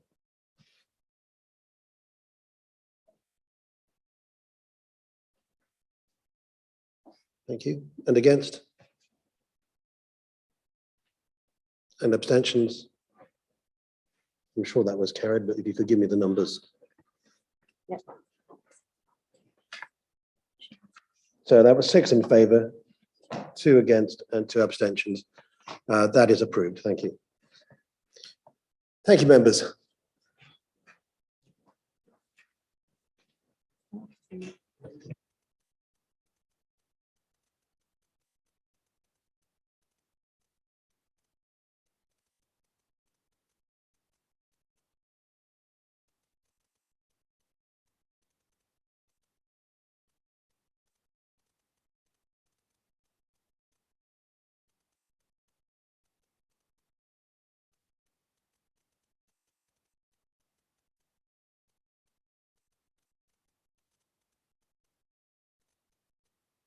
Can I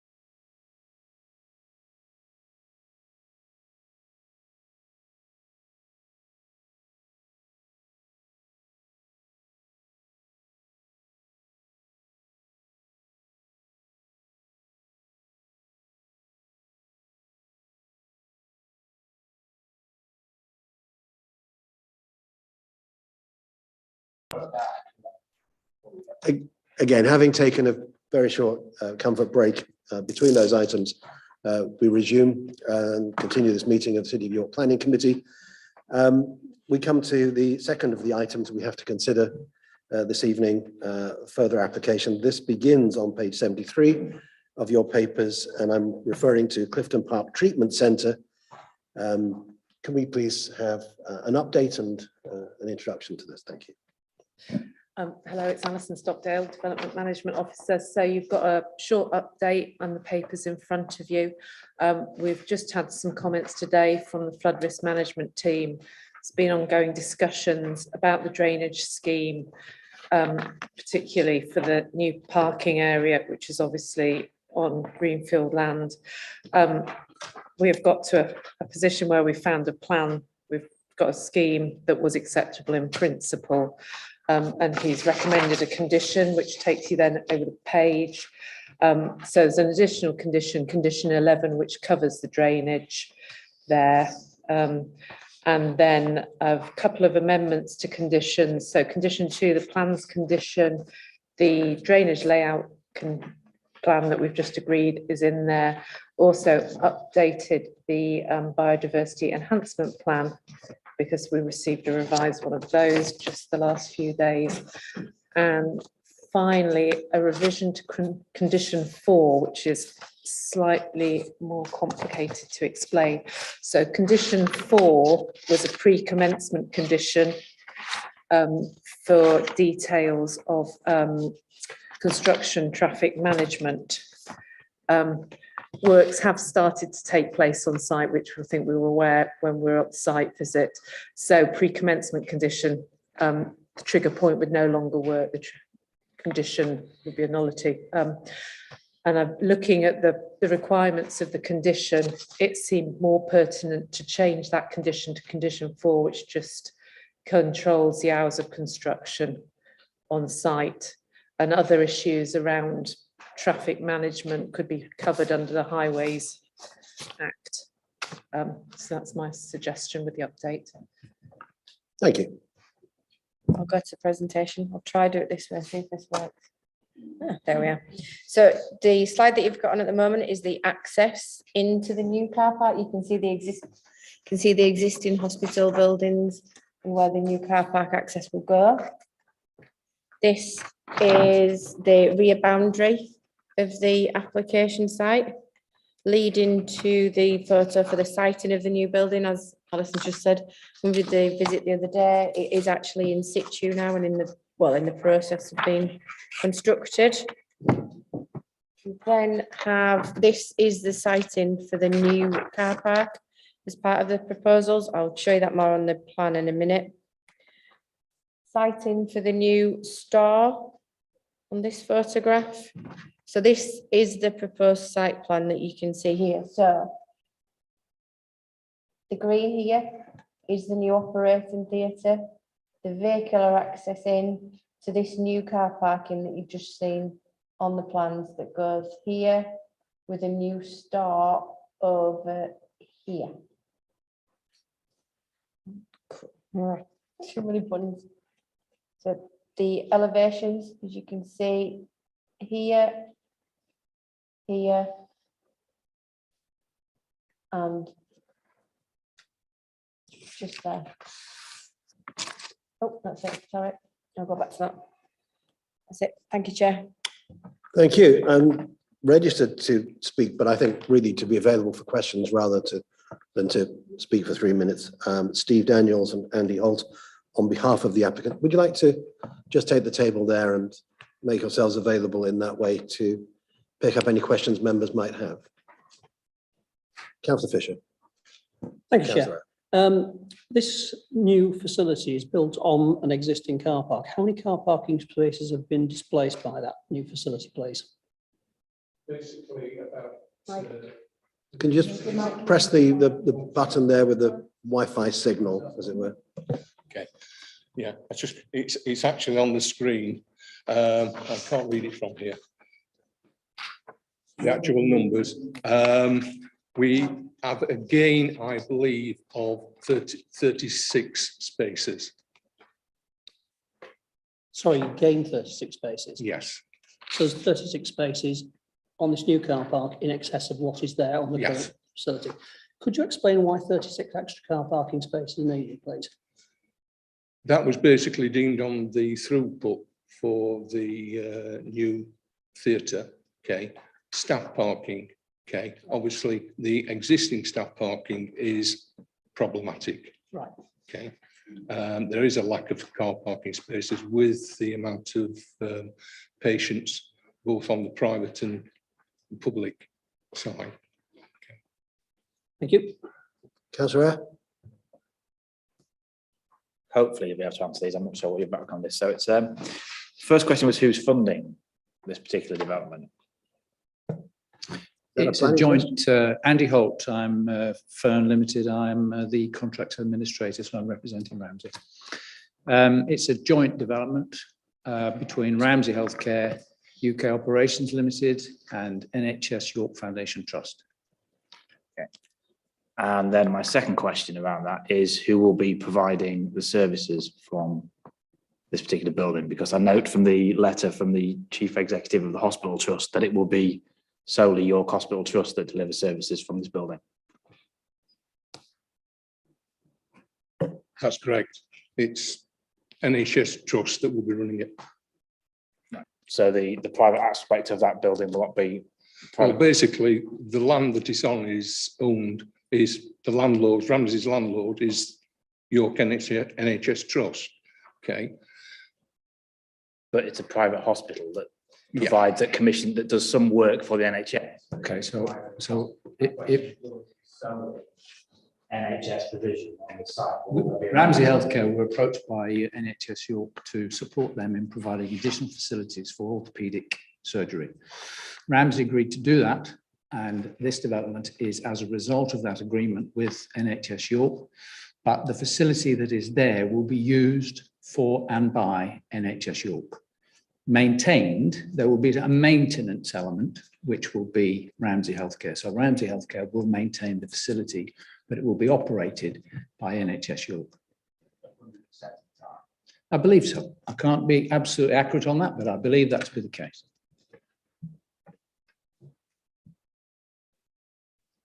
Councillor Pavlik. Can I just ask you why there's only 3 disabled spaces, given that it's an orthopaedic hospital, and presumably people will have mobility issues? Wouldn't you think that more than 3, I mean, you're the experts, but more than 3 disabled spaces might have been advisable? Those 3 on the plan there are the existing spaces, okay, for the hospital from the original development. From experience, obviously, the take-up of those disabled spaces is quite low. So it was deemed that 3 was still sufficient for the use. Councillor Widdowson. Can I just ask about the car park itself? So it's currently a field. There'll be lots of activity going on in there for, you know, birds, bees and all the rest of it. If it gets developed into a car park, there's going to be hard surfaces, lighting, noise, which will obviously affect the wildlife that is or isn't there at the moment, but also the residents. So what are your plans if it gets approved? Originally, we designed this car park with a geogrid textile surface, which will drain naturally and percolate through the ground. So from a SUD's perspective, it would be completely sustainable drainage. Unfortunately, when we carried out the site investigation, we found that the land was almost completely clay, and there would be no percolation possible through that particular land. So we had to readdress the car park design. And basically, we're building the car park on top of a retention tank. It's not a tank, it's stone, but it's designed to retain flood water. And then there's a hydro brake to release that water out into the stormwater system at a very low rate. I think it's 0.5 litres per second, actually. So from the point of view of drainage, that's how the design has been developed. The car park is in itself tarmac, so it's permeable tarmac, isn't it? And so that the water will drain through into this retention layer underneath. We've got an element of lighting in the car park. Admittedly, it's 5-meter lighting poles, which will be necessary during the hours of darkness in the winter when patients are coming and going. So there will be an impact from that, but that will be controlled by timing so that, you know, when the hospital ceases to function in the evening, that lighting will go out. Does that answer your question? Answers some of the questions. So what steps are you taking that a 5-meter light outside a house that wasn't there before? How will that, what's the impact on the residents? Have you spoken to them? Have you talked with them? Have you asked them what their thoughts are? There is recommendations within the PAA report that our ecologists produce about how the lighting should be distributed. Okay, downward lighting. Okay, obviously not to have the spread of light that would have an effect on the wildlife, local neighbours. So there is specific lighting standards and units that we can adopt, obviously that will minimise its impact. I think Councillor Widdowson, you'll find there's quite some detail about this in the okay. report. It was because I've only been. I appreciate I've that. had about 2 hours notice. I appreciate that. I appreciate that. Are there any further questions? Thank you, Chair. Councillor I was just wondering, it's when you do, when the temporary, it runs out, are you going to be restoring the ground to what it was, where the car park was? Because I'm quite concerned about the wildlife and everything like that. The conditions of the lease on the Clifton Park Hospital are that when the development is finished, everything's got to be returned to what it was originally, not only the car park, but also the theatre, and there have been some internal modifications, or will be some internal modifications within the hospital, which will also have to be returned back to its original state. So it's a contract with a fixed time. Thank you. Thank you very much. That's been helpful. We have the opportunity now to put any questions or any clarification we would like to officers. I think we also have the ecologist here if there are specific questions around that. Councillor Cobain first. Yeah, thanks. How many times can the temporary permission be renewed? I think as often as you felt you wanted to renew it, they have to come back and ask. The condition just restricts it to 3 years. So they would have to come back and vary that condition and ask us again the question. We'd have to look at it then in the light of whatever they presented at that point. But at this point, it's 3 years. Yes. Just to follow that, I'm trying to, my brain, if that came back in 3 years, you would treat that as a new application, the same as, I mean, as if it wasn't there.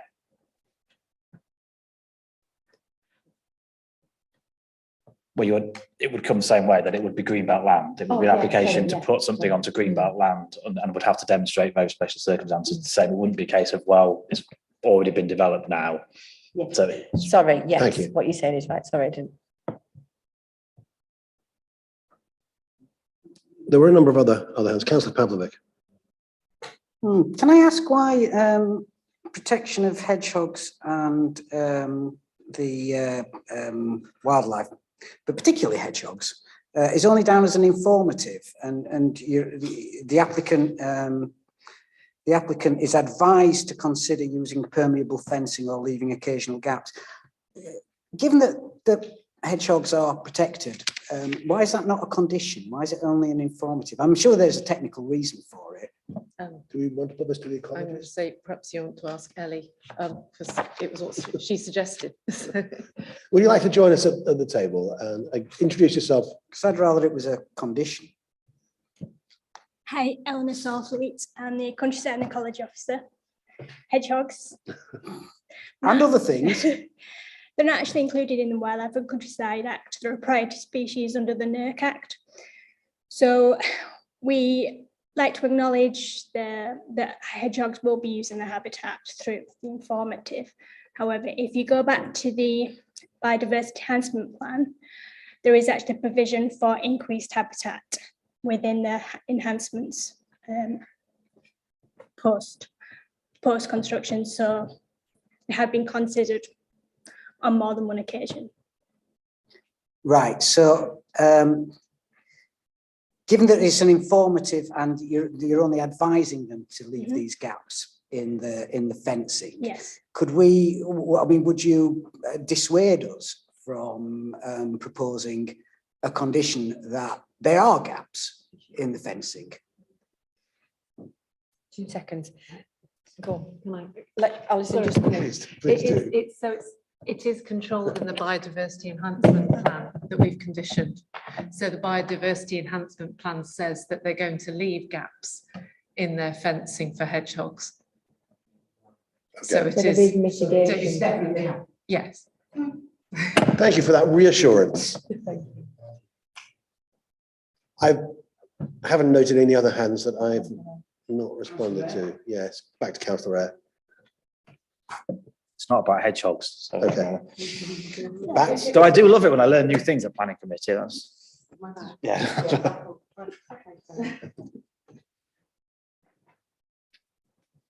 Yeah, 2 brief ones. So the first one was for clarity on page 83. And we're doing this weird thing of not numbering paragraphs. So it's the paragraph above where it says conclusion. It states the new building will be sited within an area identified as not serving any greenbelt purpose and therefore removed from the greenbelt following adoption of the emerging local plan. To confirm, the only area that will be taken out if the local plan is approved is the actual building. The area that the parking in will remain greenbelt land post-adoption. Yes, that's it. I think it says that somewhere else in the report. And then the second one, it's the legal one. It's the one that's caused me the most problem. Can we condition the use of the building and who uses the building? I mean, my nature being, the case we're being presented, which I'm fully endorsing, clearing the backlog of surgery as opposed to COVID, fully support that and would agree that's a very special circumstance.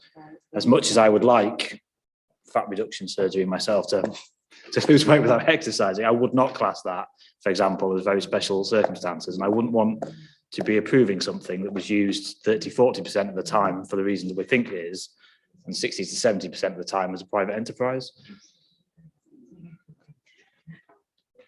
Is it not the case that the very special circumstances actually specify NHS use? It doesn't. But they would. So we've looked at it based on the information provided, which says it's going to be used for NHS use. And we've considered that as a very special circumstance. So I think what you're saying is that you consider that it has to be the NHS use to be the very special circumstance. And therefore you'd like that conditioning. Is that where yes. I'm going with that? Yeah. That I don't think that necessarily, I'm looking at Heidi. It's a difficult one. Give us a minute, but it is potential that we could do that. But let us have a think and come back to us. In the meantime, Just on, is this a supplementary? Supplementary to that. The applicant is Ramsay Healthcare UK, and so I think because they deliver both types of service, it's not. The applicant isn't the NHS Trust. I think it'd be very difficult to prescribe a private company from only doing NHS. That's my thoughts. I mean, I would tend to concur with Councillor Pavlovich on this. I mean, in the sense that the main hospital already provides a significant amount of NHS care, as some of us can personally vouch for. So I think in a sense, I wouldn't want to say might want to mix and match, might want to do more NHS care in the main building, but use the other, a bit of an overflow. So I think it would be, I'm happy to take it on their word, I think. I think it would be difficult to take it further. Yeah, I think Heidi and I are having these looks of, I'm not sure that we could do it. And I think if the applicant had been the NHS, maybe different, but they also, the fact that maybe they'll use this, I can't, it's because of how it's been applied for, it does say it's to, in order to recover from COVID-19, but the applicant is a private healthcare provider. So to restrict it just to the NHS when potentially they could swap and change between the two buildings, is it reasonable? Is it necessary? Struggling to say that given where we are. I would have thought the principle to expanding NHS provision, which is the key. I appreciate the in light of principle, and that's my point. Is I'm in absolutely no disagreement, but that is very special circumstances. Yes, providing 50% that and 50% cosmetic surgery, because as it says in the either in the report or the submission, the business is potentially unviable. My concern is that is not special circumstances. Allowing them to increase their private work and able to make the business more sustainable is not very special circumstances for developing the green belt. What we're being told is, but there's absolutely no guarantee that that's what they will be doing. They may do a year's worth of work for the NHS. It's commissioned work at the end of the day. The hospital is going to commission them to do that. They may commission them for a year and then say, well, actually, we don't want you anymore. That facility goes over to you. And as it stands now, they could use that for absolutely anything. I think it would be helpful to say yes to that, so please do. Your microphone. You asked me a question earlier, which I answered briefly, but more fully, you asked me about the funding for this particular project. What I can tell you is that the whole project initially was to have been funded by NHS York, the whole project. But late in the process, they decided that they didn't want to pay for the car park. So Ramsey are paying for the car park out of their own funds, but the theatre itself and all the internal modifications in the hospital and the corridor link et al. Are paid for by out of public money, out of NHS money. So it's extremely unlikely that they're going to allow somebody else to use that facility when they've built it. That's what I wanted to. Did I read in the report that they're transposing it from somewhere else? It's not a new surgery, it's one they've already got that they were going to transport and put there. Is that? I didn't understand the question, sorry. I thought I'd read somewhere that it's actually an existing theatre unit they've got. They were actually not building a new one, they're just moving one from somewhere to. It's another little piece of information. This is not a regular building. It's a piece of kit that can be delivered on the back of a lorry. So in that respect, it's a modular transportable theatre, but it's something that the NHS have paid for as a new product, not something they've taken from another site. Okay. Councillor Wardby. Thank you, Chair. And I'm going to apologise before I ask this question because I'm quite a blunt person, but I just don't understand. So I have to ask it. So if it's being funded mostly by NHS and yourself, you're doing the car park, what do you get out of it? I'm not being aggressive. I'm just asking a plain and simple question. I don't know the answer to that. I'm sorry. I'm not. Chair, I don't think that's a planning question. I don't think you should ask that. I don't think. Planning. I don't think it requires an answer, so don't worry. Chair, can I say that I'd like to take a vote, partly because if I don't vote quickly, I should go away. I'm aware of that, and I'm keeping an eye on the time. I know you are. I realise that we've, I just want to be sure we've finished the questions. I think we have. Therefore, we can move into debate. As we do so, you're perfectly entitled to move the vote as soon as you choose to do so. I'm very happy to move a vote for this one, particularly with a view to the hedgehogs. Do I have a seconder for that? Councillor Doughty? Happy to second, Chair. So we're now happy to put it to vote without further debate, or do you want further debate on the motion? Just to give my reasoning for voting against, I will be voting against for the reasons I've outlined. I don't think, unless it can be guaranteed that that actually is NHS provision, the very special circumstances are there. And I appreciate what everyone says, but unfortunately there is far too much business within the NHS, and there will be an opportunity to make money, and the hospital trust will be working with a private provider to help them as well. So providing them with income stream is something, but that's not necessarily very special circumstances. I don't like the market in the NHS as it exists, and for those reasons, I will not be supporting this particular application. Councillor Fisher.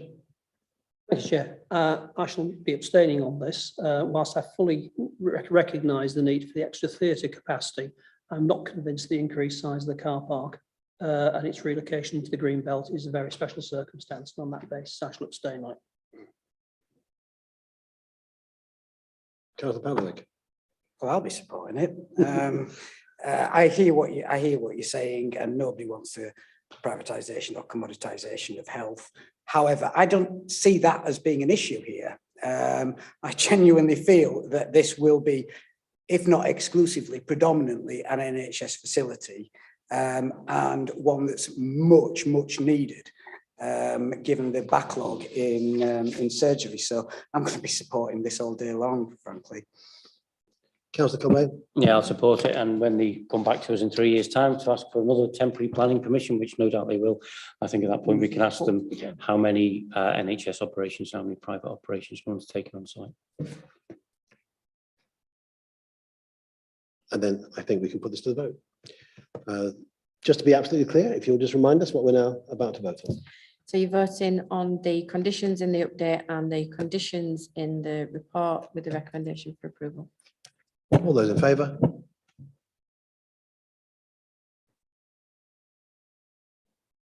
Thank you. Those against? And abstentions?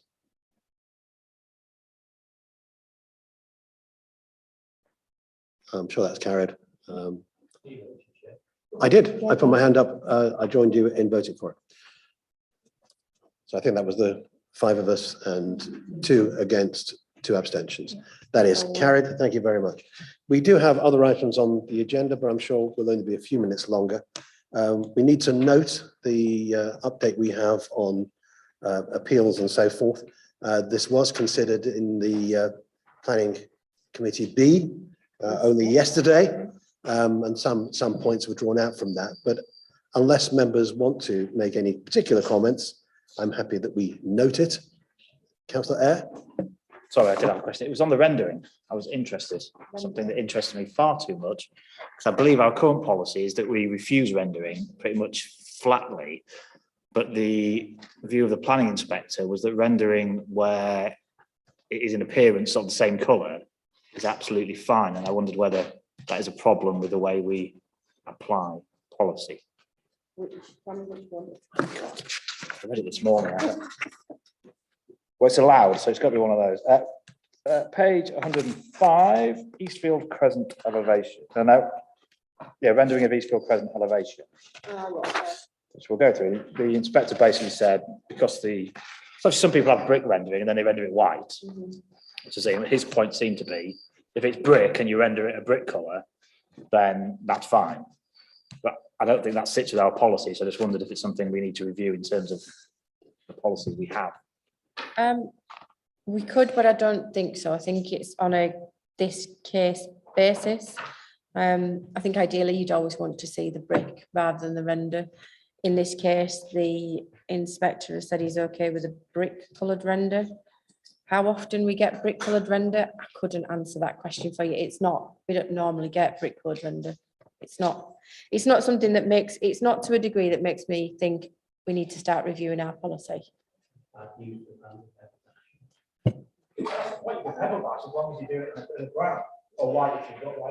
Councillor Pavlik. Well, now you see, I didn't even know that was a policy, that we're against render, because the reason I ask that is because if we go down the route of external retrofit, that is going to involve rendering over the top of the external cladding. I don't think it's against rendering per se. I think it's whether or not it's in character with the area. So say if you had a row of brick houses and you wanted to render the middle one, that would be an issue, wouldn't it? So we're not against rendering end of.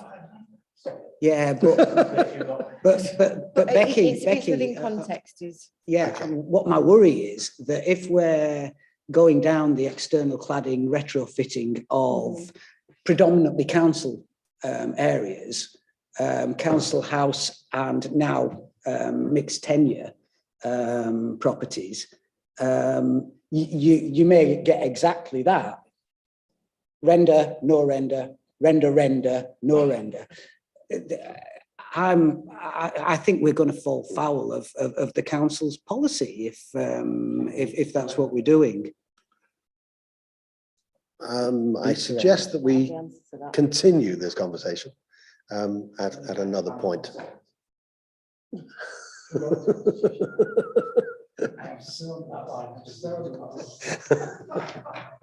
Members, thank you very much for your attention this evening. I have no urgent items of business.